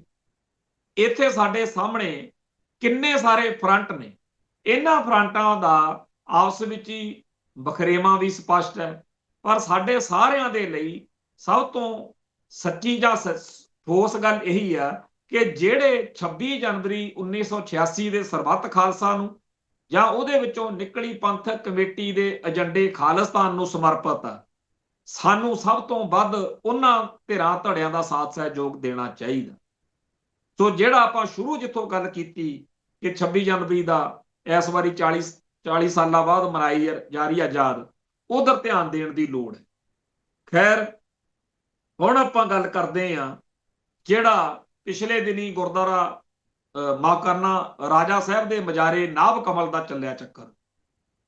ਜਿੱਦਣ ਭਗਵੰਤ ਮਾਨ ਨੇ ਇਹ ਐਲਾਨ ਕੀਤਾ, ਉਦੋਂ ਅਗਲੇ ਦਿਨਾਂ ਵਿੱਚ ਘਟਨਾਕ੍ਰਮ ਬੜਾ ਤੇਜ਼ੀ ਨਾਲ ਵਧਿਆ। ਹੁਣ ਇਹ ਸਾਫ਼ ਦਿਖ ਰਿਹਾ ਕਿ ਇਹ ਭਗਵੰਤ ਮਾਨ ਨੂੰ ਉਲਟੀ ਪੈ ਗਈ ਗੱਲ। ਜਿਹੜਾ ਡਾਕਟਰ ਸੁਖਵਿੰਦਰ ਸੁੱਖੀ, ਉਹਨੇ ਐਮਐਲਏ ਦਾ ਅਹੁਦਾ ਵੀ ਛੱਡਤਾ, ਨਾ ਚੇਅਰਮੈਨ ਦਾ ਅਹੁਦਾ ਛੱਡਤਾ ਤੇ ਕੈਬਨਿਟ ਰੈਂਕ ਦਿੱਤਾ ਸੀ ਉਹਨੂੰ। ਆਮ ਆਦਮੀ ਪਾਰਟੀ ਨੇ, ਹੈ ਤਾਂ ਇਹ ਬਾਦਲ ਦਲ ਦਾ ਲੀਡਰ ਸੀਗਾ, ਵਿਧਾਇਕ ਸੀਗਾ। ਉਹ ਡਾਕਟਰ ਸੁਖਵਿੰਦਰ ਸੁੱਖੀ ਆ ਜਿਹੜਾ, ਉਹ ਸਟੈਂਡ ਲੈ ਗਿਆ ਕਿ ਜੀ ਇਹ ਜਿਹੜੀ ਜਗ੍ਹਾ ਇਹ ਬੜੀ ਕਮਾਲ ਆ। ਹਾਲਾਂਕਿ ਇਹ ਅਜੇ ਤੱਕ ਰੌਲਾ ਪਿਆ ਹੋਇਆ ਵੀ ਇਹ ਗੁਰਦੁਆਰਾ ਕਿਵੇਂ ਹੈ। ਉਹ ਕਹਿੰਦੇ ਜੀ ਇੱਥੇ ਗੁਰੂ ਗ੍ਰੰਥ ਸਾਹਿਬ ਦੇ ਸਰੂਪ ਨੇ। ਹੁਣ ਜਿਹੜੇ ਸਿੱਖ ਕੌਮ ਦੇ ਵਿੱਚ ਜਾਗਰਤ ਹਿੱਸੇ ਆ, ਉਹ ਕਹਿੰਦੇ ਇੱਥੇ ਸਿੱਖ ਰਹਿਤ ਮਰਿਆਦਾ ਫਾਲੋ ਨਹੀਂ ਕੀਤੀ ਜਾਂਦੀ, ਇੱਥੇ ਨਿਸ਼ਾਨ ਸਾਹਿਬ ਨਹੀਂ ਹੈ, ਇੱਥੇ ਹੋਰ ਬਹੁਤ ਸਾਰੀਆਂ ਗੱਲਾਂ ਨੇ ਜਿਹੜੀਆਂ ਮਰਿਆਦਾ ਦੇ ਅਨੁਸਾਰ ਠੀਕ ਨਹੀਂ ਹੈ। ਸੋ ਇਹ ਵਿਵਾਦ ਵੀ ਪੂਰਨ ਤੌਰ ਤੇ ਭਖਿਆ ਹੋਇਆ ਕਿ ਜਿਹੜਾ ਨਾਭ ਕਮਲ ਹੈਗਾ ਰਾਜਾ ਜੀ ਦਾ ਮਜਾਰਾ, ਇਹਨੂੰ ਗੁਰਦੁਆਰਾ ਕਿਵੇਂ ਮੰਨਿਆ ਜਾ ਸਕਦਾ। ਸੋ ਇਹਦੇ ਉੱਤੇ ਤਾਂ ਸਵਾਲੀਆ ਨਿਸ਼ਾਨ ਹੈਗਾ ਹੀ ਆ ਵੀ ਉਹ ਗੁਰਦੁਆਰਾ ਹੈ ਨਹੀਂ। ਪਰ ਕਮਾਲ ਦੀ ਗੱਲ ਇਹ ਹੈ ਕਿ ਜਿਹੜੀ ਅਕਾਲੀ ਦਲ ਦੀ, ਬਾਦਲ ਦਲ ਦੀ ਲੀਡਰਸ਼ਿਪ, ਉਹ ਇੱਥੇ ਸਾਰੀ ਦੀ ਸਾਰੀ ਪਹੁੰਚੀ ਹੋਈ ਆ। ਸ਼੍ਰੋਮਣੀ ਕਮੇਟੀ ਵੀ ਪਹੁੰਚ ਗਈ। ਹੁਣ ਤਾਂ ਕੋਈ ਹੋਈ ਸਿਆਸੀ ਧਿਰ ਰਹਿ ਗਈ ਹੋਣੀ ਆ। ਚਰਨਜੀਤ ਸਿੰਘ ਚੰਨੀ ਵੀ ਤੁਰਿਆ ਫਿਰਦਾ ਸੀ, ਜਿਹੜੇ ਉੱਥੇ ਜਾ ਕੇ ਸੰਗਤ ਨੂੰ ਜਾਂ ਲੋਕਾਂ ਨੂੰ ਉਸ ਡੇਰੇ ਨਾਲ ਜੁੜੀ ਸ਼ਰਧਾ ਨੂੰ ਕੈਸ਼ ਕਰਾਉਣ ਲਈ ਨਹੀਂ ਪਹੁੰਚੇ। ਤੇ ਸਾਰੇ ਕਹਿੰਦੇ ਆ ਕਿ ਭਗਵੰਤ ਮਾਨ ਨੇ ਬਹੁਤ ਮਾੜਾ ਕੀਤਾ। ਹੁਣ ਭਗਵੰਤ ਮਾਨ ਦੀ ਧਿਰ ਜਿਹੜੀ ਆ ਉਹ ਹੋਰ ਕਸੂਤੀ ਫਸੀ ਹੋਈ ਆ, ਕਿਉਂਕਿ ਉਹਨਾਂ ਦਾ ਜਿਹੜਾ ਐਮਐਲਏ ਆ ਡਾਕਟਰ ਸੁਖਵਿੰਦਰ ਸਿੰਘ ਸੁੱਖੀ, ਉਹਨੇ ਇਹਨਾਂ ਨੂੰ ਕਸੂਤੇ ਫਸਾਇਆ ਹੋਇਆ। ਕੁੱਲ ਮਿਲਾ ਕੇ 328 ਪਾਵਨ ਸਰੂਪਾਂ ਵਿੱਚੋਂ 169 ਇੱਥੇ ਮਿਲ ਗਏ ਕਹਿ ਕੇ ਜਿਹੜੀ ਗੱਲ ਤੁਰੀ ਸੀ, ਉਹ ਤਾਂ ਗੱਲ ਕਿਸੇ ਖੂਹ ਖਾਤੇ ਹੀ ਪੈ ਗਈ। ਜਾਂਚ ਕਮੇਟੀ ਵੀ ਹੁਣ ਕਿਤੇ ਦਿਖ ਨਹੀਂ ਰਹੀ ਵੀ ਕਿਸੇ ਹੋਰ ਥਾਂ ਤੋਂ ਸਰੂਪ ਲੱਭ ਕੇ ਉਹ ਕਹਿ ਰਹੀ ਹੋਵੇ ਵੀ ਚਲੋ ਉਹਨੂੰ ਛੱਡੋ, ਆਹ ਅਸੀਂ ਕਿਤੋਂ ਹੋਰ ਲੱਭ ਲਏ। ਸੋ ਜਿਹੜਾ ਸਾਡਾ ਮਸਲਾ ਸੀ ਕਿ ਸਾਡੇ ਗੁਰੂ ਸਾਹਿਬ ਦੇ ਸਰੂਪ 328 ਆ ਜਿਹੜੇ, ਉਹ ਕਿੱਥੇ ਹੈ? ਕੀ ਉਹ ਸ਼ਰਧਾ ਤੇ ਸਤਿਕਾਰ ਨਾਲ ਕਿਸੇ ਥਾਂ ਦੇ ਉੱਤੇ ਹੈਗੇ ਆ? ਕਿਸੇ ਇਹੋ ਜਿਹੀ ਥਾਂ ਤੇ ਤਾਂ ਨਹੀਂ। ਉਸ ਦਿਨ ਇਹਨੇ ਕਹਿਤਾ ਭਗਵੰਤ ਮਾਨ ਨੇ ਕਿ ਉਹ ਜਿਸ ਹਾਲਾਤ ਵਿੱਚ ਨੇ ਉਸ ਹਾਲਾਤ ਵਿੱਚ ਨਹੀਂ ਹੋਣੇ ਚਾਹੀਦੇ। ਅੱਜ 5-6 ਦਿਨ ਹੋ ਗਏ, ਸਾਰੇ ਲੋਕ ਸਮਝਣਾ ਚਾਹੁੰਦੇ ਆ ਕਿ ਸਾਨੂੰ ਦੱਸਿਆ ਜਾਵੇ, ਪਰ ਸ਼੍ਰੋਮਣੀ ਕਮੇਟੀ ਉਲਟਾ ਕਹਿ ਰਹੀ ਆ ਕਿ ਉਹ ਬਿਲਕੁਲ ਠੀਕ ਜਗ੍ਹਾ ਜੀ, ਉੱਥੇ ਗੁਰੂ ਸਾਹਿਬ ਦੇ ਸਰੂਪ ਵੀ ਠੀਕ ਨੇ। ਫਿਰ ਭਗਵੰਤ ਮਾਨ ਨੇ ਜੇ ਗਲਤ ਬਿਆਨੀ ਕੀਤੀ ਹੈ, ਜੇ ਪੰਜਾਬ ਦੀ ਸਰਕਾਰ ਨੇ, ਮੁੱਖ ਮੰਤਰੀ ਨੇ, ਸਿੱਟ ਨੇ ਕੌਮ ਨੂੰ, ਸਿੱਖਾਂ ਨੂੰ ਇਹਨਾਂ ਸਰੂਪਾਂ ਬਾਰੇ ਗੁੰਮਰਾਹ ਕੀਤਾ, ਤਾਂ ਇਹਦੀ ਜਵਾਬਦੇਹੀ ਕਿੱਥੇ ਬਣਦੀ ਆ? ਕੌਣ ਕਿੱਥੇ ਕਰੇਗਾ ਜੀ? ਇਹਦਾ ਮਤਲਬ ਤਾਂ ਇਹ ਹੋਇਆ ਕਿ ਜਿੱਥੋਂ ਤੁਰੀ ਸੀ ਇਹ ਜਾਂਚ ਉੱਥੇ ਹੀ ਖੜੀ ਹੈ। ਫਿਰ ਤੱਕ ਇੱਕ ਵੀ ਪਾਵਨ ਸਰੂਪ ਦਾ ਅਜੇ ਤੱਕ ਨਹੀਂ ਪਤਾ ਲੱਗਿਆ ਉਹਨਾਂ ਵਿੱਚੋਂ। ਫਿਰ ਜਿਹੜੀ ਸ਼੍ਰੋਮਣੀ ਕਮੇਟੀ ਨੇ ਕਿਹਾ ਸੀਗਾ ਕਿ ਅਸੀਂ ਸਹਿਯੋਗ ਕਰਾਂਗੇ, ਉਹ ਜਾਂਚ ਟੀਮ ਨੇ ਇਸ ਸਹਿਯੋਗ ਦਾ ਕੀ ਲਾਹਾ ਲਿਆ? ਪਤਾ ਤਾਂ ਲੱਗ ਹੀ ਜਾਂਦਾ ਹੁੰਦਾ ਵੀ ਤੁਸੀਂ ਸਰੂਪ ਕਿਹਨੂੰ ਦਿੱਤੇ, ਕਿੱਥੇ ਦਿੱਤੇ, ਕਿਹੜੀ ਗੱਡੀ 'ਚ ਪਾ ਕੇ ਕਿੱਧਰ ਛੱਡ ਕੇ ਆਏ ਹੋ, ਮਰਿਆਦਾ ਦੇ ਹਿਸਾਬ ਨਾਲ ਉੱਥੇ ਕੀ ਸੀ। ਅਜੇ ਤੱਕ ਇਹ ਮਸਲਾ ਉਵੇਂ ਦਾ ਉਵੇਂ ਉਲਝਿਆ ਹੋਇਆ ਤੇ ਇਸ ਮਸਲੇ ਦੇ ਵਿੱਚ ਸਿਆਸਤ ਹੁਣ ਪੂਰੀ ਭਖੀ ਹੋਈ ਹੈ। ਜਿਹੜੀ ਗੱਲ ਆਪਾਂ ਬਾਦਲਕਿਆਂ ਦੀ ਕਰਦੇ ਹਾਂ, ਇਹ ਇੱਕ ਡੇਰਾ ਹੈ, ਜਿਵੇਂ ਡੇਰਾ ਸਰਸਾ ਉਵੇਂ ਇਹ ਹੈ। ਡੇਰਿਆਂ ਦੇ ਵਿੱਚ ਬੜੇ ਕੁਛ ਚੱਲਦੇ ਆ, ਉੱਥੇ ਉਹ ਗੁਰੂ ਗ੍ਰੰਥ ਸਾਹਿਬ ਦਾ ਸਰੂਪ ਵੀ ਰੱਖੀ ਫਿਰਦੇ ਆ। ਉਹਨਾਂ ਨੂੰ ਇਸ ਗੱਲ ਨਾਲ ਕੋਈ ਮਤਲਬ ਨਹੀਂ ਹੈਗਾ ਕਿ ਇਹ ਜੀ ਇੱਥੇ ਆਹ ਗਲਤ ਗੱਲਾਂ ਚੱਲਦੀਆਂ। ਉਹ ਕਹਿੰਦੇ ਜੀ ਅਸੀਂ ਗੁਰਦੁਆਰੇ ਵਾਂਗੂ ਇੱਥੇ ਸਾਰੀ ਮਰਿਆਦਾ ਤਾਂ ਨਿਭਾ ਹੀ ਰਹੇ ਹਾਂ। ਹੁਣ ਗੱਲ ਇਹ ਹੈ, ਜਦੋਂ 1 ਜੂਨ 2015 ਨੂੰ ਸਾਹਿਬ ਸ੍ਰੀ ਗੁਰੂ ਗ੍ਰੰਥ ਸਾਹਿਬ ਜੀ ਦਾ ਪਾਵਨ ਸਰੂਪ ਬੁਰਜ ਜਵਾਹਰ ਕੇ ਤੋਂ ਜਿਹੜਾ ਸਰਸੇ ਵਾਲਿਆਂ ਨੇ ਬਾਅਦ ਵਿੱਚ ਬੇਅਦਬੀ ਕੀਤੀ, ਉਹ ਸਰੂਪ ਦੀ ਜਦੋਂ ਖਬਰ ਆਈ ਸੀ, ਬਾਦਲ ਪਿਓ ਪੁੱਤ ਨੂੰ ਤਾਂ ਉਦੋਂ ਹੀ ਬਰਗਾੜੀ ਪਹੁੰਚ ਜਾਣਾ ਚਾਹੀਦਾ ਸੀ ਕਿ ਡੀਜੀਪੀ ਸਾਹਿਬ ਹੁਣ ਸਰਕਾਰ ਉਦੋਂ ਤੱਕ ਇੱਥੋਂ ਚੱਲੂ, ਪਹਿਲਾਂ ਦੋਸ਼ੀ ਲੱਭੋ ਤੇ ਸਰੂਪ ਲੱਭੋ। ਆ ਹੁਣ ਰੋਜ਼ ਇੱਥੇ ਝੂਠੇ ਪੁਲਿਸ ਮੁਕਾਬਲੇ ਹੁੰਦੇ ਆ, ਉਦੋਂ ਉਹਨਾਂ ਦੁਸ਼ਟਾਂ ਨੂੰ ਗੱਡੀ ਚਾੜ ਦਿੱਤਾ ਜਾਂਦਾ ਜਿਹੜੇ ਸ਼ਰੇਆਮ ਅਕਤੂਬਰ ਮਹੀਨੇ ਤੱਕ ਵਰਕੇ ਲਾ ਕੇ ਲਲਕਾਰਦੇ ਰਹਿ ਕੇ ਸਾਡੇ ਕੋਲ ਆ। ਸਾਰੀ ਦੁਨੀਆ ਨੂੰ ਪਤਾ ਸੀ ਕਿ ਸਰਸੇ ਵਾਲੇ ਜਿਹੜੇ ਆ ਉਹਨਾਂ ਕੋਲ ਆ ਪਾਵਨ ਸਰੂਪ, ਪਰ ਬਾਦਲ ਸਰਕਾਰ ਨੇ ਕੱਖ ਨਹੀਂ ਜੇ ਗੌਲਿਆ। ਤੇ ਉਲਟਾ ਇਹ ਕਿ ਸਾਰੀ ਪੁਲਿਸ ਜਿਹੜੀ ਆ ਉਹ ਜਾਂ ਤਾਂ ਜਿਹੜੇ ਉੱਥੇ ਮਾੜੀ ਮੋਟੀ ਗੱਲ ਕਰਦੇ ਸੀ, ਧਰਨੇ ਵਿਚਾਰੇ ਕਰਦੇ ਸੀ, ਉਹਨਾਂ ਨੂੰ ਕੁੱਟਣ ਨੂੰ ਫਿਰਦੀ ਸੀ, ਜਾਂ ਸਰਸੇ ਵਾਲੇ ਦੀ ਫਿਲਮ ਲੱਗਣੀ ਸੀਗੀ ਤੇ ਉਥੇ ਸਿਨੇਮਿਆਂ ਦੀ ਰਾਖੀ ਲਈ ਖੜੀ ਸੀ। ਬਾਦਲਕਿਆਂ ਦੇ ਰਾਜ ਵਿੱਚ ਡੇਰਾ ਸਰਸੇ ਦੀ ਅੰਨੀ ਹਮਾਇਤ ਕਰਦਿਆਂ ਹੋਇਆਂ ਜੇ 12 ਅਕਤੂਬਰ ਨੂੰ ਧਰਨਾ ਲੱਗਿਆ ਤਾਂ 14 ਨੂੰ ਸਾਰੇ ਪੰਜਾਬ ਦੇ ਬੁੱਚੜ ਪੁਲਸੀਆਂ ਨੇ ਉੱਥੇ ਧਾਵਾ ਬੋਲਤਾ। ਜਾਣੀ ਕਿ ਡੇਰਾ ਸਰਸਾ ਦੀ ਹਮਾਇਤ, ਪਰ ਪਾਵਨ ਗੁਰੂ ਗ੍ਰੰਥ ਸਾਹਿਬ ਦੇ ਸਰੂਪ ਦਾ ਕੋਈ ਮਸਲਾ ਨਹੀਂ ਸੀ। ਅੱਜ ਵੀ 328 ਸਰੂਪਾਂ ਦਾ ਮਸਲਾ ਬਾਦਲਕਿਆਂ ਲਈ ਕੱਖ ਮਤਲਬ ਨਹੀਂ। ਮਤਲਬ ਕੀ ਆ? ਇੱਕੋ ਗੱਲ ਕਿ ਜੀ ਇਹ ਜਿਹੜਾ ਡੇਰਾ ਇਹਦੇ ਨਾਲ ਵੋਟ ਬਹੁਤ ਆ। ਉਦੋਂ ਵੀ ਇਹੀ ਸੀ ਕਿ ਡੇਰਾ ਇਹਦੇ ਨਾਲ ਵੋਟ ਬੜੀ ਹੈ। ਸੋ ਡੇਰੇ ਦੀ ਵੋਟ ਆ ਜਿਹੜੀ ਉਹ ਲੈਣ ਦੇ ਲਈ ਬਾਦਲਕਿਆਂ ਨੇ ਉੱਥੇ ਰਾਜਾ ਸਾਹਿਬ ਦੇ ਮਜਾਰੇ ਦੀ ਹਮਾਇਤ ਵਿੱਚ ਬਿਲਕੁਲ ਉਵੇਂ ਜਿਵੇਂ ਡੇਰਾ ਸਰਸਾ ਦੀ ਹਮਾਇਤ ਕੀਤੀ ਸੀ ਉਵੇਂ ਦਾ ਕੰਮ ਸ਼ੁਰੂ ਕਰਤਾ। ਹੁਣ ਜਿਵੇਂ ਉਸ ਸਰੂਪ ਦੇ ਬਾਰੇ ਹੁਣ ਤੱਕ ਆਪਾਂ ਨੂੰ ਨਹੀਂ ਪਤਾ ਵੀ ਉਹ ਸਾਰੇ ਦਾ ਸਾਰਾ ਕਿੱਥੇ ਆ ਜਾਂ ਬਾਕੀ ਅੰਗ ਕਿੱਥੇ ਆ, ਉਵੇਂ ਦਾ ਹੀ ਮਸਲਾ ਇੱਥੇ ਬਣਿਆ ਹੋਇਆ। ਇੱਥੇ ਤਾਂ 328 ਸਰੂਪਾਂ ਦਾ ਮਸਲਾ, ਬਾਦਲਕਿਆਂ ਨੂੰ ਕੋਈ ਫਿਕਰ ਨਹੀਂ, ਪਰ ਉਹ ਆਪਦੀ ਸਿਆਸਤ ਵਿੱਚ ਧੜੱਲੇ ਨਾਲ ਵਿਚਰ ਰਹੇ ਨੇ। ਤੇ ਜੇ ਕੋਈ ਇਹੋ ਜਿਹੇ ਭੈੜੇ ਮਾੜੇ ਇਹੋ ਜਿਹੀ ਗੰਦੀ ਸਿਆਸਤ ਕਰਨ ਵਾਲੇ ਇਹਨਾਂ ਨੂੰ ਅਕਾਲੀ ਕਹਿੰਦਾ, ਉਹਨੂੰ ਆਪ ਨੂੰ ਸ਼ਰਮ ਆਉਣੀ ਚਾਹੀਦੀ ਆ ਵੀ ਆਹ ਕਾਹਦੇ ਅਕਾਲੀ ਨੇ ਜਿਨ੍ਹਾਂ ਨੂੰ ਡੇਰਿਆਂ ਦੀ ਵੋਟ ਦੀ ਫਿਕਰ ਆ। ਨਾ ਬੁਰਜ ਜਵਾਹਰ ਕੇ ਵਾਲੇ ਸਰੂਪ ਦਾ ਕੋਈ ਫਿਕਰ ਸੀ, ਨਾ ਅੱਜ ਇਹਨਾਂ 328 ਸਰੂਪਾਂ ਦਾ ਫਿਕਰ। ਸੋ ਇਸ ਮਾਹੌਲ ਦੇ ਵਿੱਚ ਸਾਡੇ ਧੰਨ ਨੇ ਉਹ ਸਿੱਖ ਨੌਜਵਾਨ ਜਿਹੜੇ ਆਵਾਜ਼ ਬੁਲੰਦ ਕਰਦੇ, ਉਹਨਾਂ ਨੂੰ ਮੈਂ ਸਲਾਮ ਭੇਜਦਾ। ਖਾਸ ਤੌਰ ਦੇ ਉੱਤੇ ਜਿਹੜਾ ਇਸ ਮੌਕੇ ਹਿੰਦੂਇਜ਼ਮ ਦਾ ਹਮਲਾ, ਜਿਹੜਾ ਇਕੱਲੇ ਇੱਥੇ ਨਹੀਂ ਸਾਰੇ ਭਾਰਤ ਵਿੱਚ ਹਜ਼ਾਰਾਂ ਇਹੋ ਜਿਹੇ ਥਾਂ ਨੇ ਗੁਰਦੁਆਰੇ ਜਿਨ੍ਹਾਂ ਦਾ ਮੰਦਰੀਕਰਨ ਕਰ ਦਿੱਤਾ ਗਿਆ। ਗੁਰਦੁਆਰਾ ਹਰਕੀ ਪੌੜੀ ਵਾਲਾ, ਮਟਨ ਦਾ ਗੁਰਦੁਆਰਾ, ਗੁਰਦੁਆਰਾ ਡਾਂਗਮਾਰ ਸਿੱਕਮ ਦੇ ਵਿੱਚ, ਤੇ ਆ ਜਿਹੜਾ ਗਵਾਲੀਅਰ ਦੇ ਵਿੱਚ ਗੁਰਦੁਆਰਾ ਸੀਗਾ ਆਪਣਾ ਕਿਲੇ ਵਾਲਾ, ਜਗਨਨਾਥਪੁਰੀ, ਬਹੁਤ ਸਾਰੇ ਗੁਰਦੁਆਰੇ ਆ। 500 ਤੋਂ ਉੱਪਰ ਗੁਰਦੁਆਰੇ ਨੇ ਭਾਰਤ ਵਿੱਚ ਜਿਨ੍ਹਾਂ ਦਾ ਮੰਦਰੀਕਰਨ ਕਰਤਾ। ਜਦੋਂ ਆਰਐਸਐਸ ਨੇ 2002 ਦੇ ਵਿੱਚ ਐਲਾਨ ਕੀਤਾ ਸੀ ਵੀ ਅਸੀਂ ਗੁਰਦੁਆਰਿਆਂ ਦੇ ਵਿੱਚ ਮੂਰਤੀਆਂ ਰੱਖਾਂਗੇ ਤੇ ਮੰਦਰਾਂ ਦੇ ਵਿੱਚ ਗੁਰੂ ਗ੍ਰੰਥ ਸਾਹਿਬ ਦਾ ਸਰੂਪ ਪ੍ਰਕਾਸ਼ ਕਰਾਂਗੇ, ਉਦੋਂ ਆਪਾਂ ਵਿਰੋਧ ਕੀਤਾ ਸੀ। ਪਰ ਅੱਜ ਤਾਂ ਕੱਲਾ ਆ ਲੰਡਨ ਦੀ ਇੱਕ ਖਬਰ ਜ਼ਰੂਰ ਆਈ ਆ ਕਿ ਉੱਥੇ ਕਿਸੇ ਮੰਦਿਰ ਦੇ ਵਿੱਚ ਗੁਰੂ ਗ੍ਰੰਥ ਸਾਹਿਬ ਜੀ ਦਾ ਸਰੂਪ ਜਿਹੜਾ ਸੀ ਸਾਊਥ ਹਾਲ ਦੇ ਵਿੱਚ ਉਹ ਲੈ ਕੇ ਆਏ ਨੇ ਚੱਕ ਕੇ ਮੰਦਿਰ ਚੋਂ, ਤੇ ਜਿਹੜੇ ਨੌਜਵਾਨ ਨੇ ਉਹਨਾਂ ਦੇ ਉੱਪਰ ਉਹਨਾਂ ਨੇ ਉਲਟਾ ਪਰਚਾ ਦਰਜ ਕਰਾਤਾ ਮੰਦਿਰ ਵਾਲਿਆਂ ਨੇ। ਤੇ ਉੱਥੇ ਜਿਹੜੇ ਨੌਜਵਾਨ ਇਹ ਲੜਾਈ ਲੜ ਰਹੇ ਨੇ ਉਹਨਾਂ ਦੀ ਹਮਾਇਤ ਕਰਨ ਦੀ ਲੋੜ ਆ ਭਾਈ ਮਨਵੀਰ ਸਿੰਘ ਹੁਣਾਂ, ਜਿਨ੍ਹਾਂ ਨੇ ਇਹ ਗੱਲ ਕੀਤੀ ਹੈ। ਮੰਦਿਰ ਵਾਲੇ ਦਾਅਵਾ ਕਰ ਰਹੇ ਨੇ ਕਿ ਇਹ ਸਾਡੀ ਪ੍ਰਾਪਰਟੀ ਆ। ਦੱਸੋ, ਗੁਰੂ ਸਿੱਖਾਂ ਦਾ ਪ੍ਰਾਪਰਟੀ ਇਹਨਾਂ ਦੀ ਆ। ਕਿੱਥੇ ਉਹ ਜਿਹੜੇ ਕਹਿੰਦੇ ਹੁੰਦੇ ਆ ਜੀ ਹਿੰਦੂ ਸਿੱਖ ਏਕਤਾ ਬਣੀ ਰਹਿਣੀ ਚਾਹੀਦੀ ਆ। ਮੰਦਿਰ ਮੰਦਿਰ ਹੁੰਦਾ, ਗੁਰਦੁਆਰਾ ਗੁਰਦੁਆਰਾ ਹੁੰਦਾ।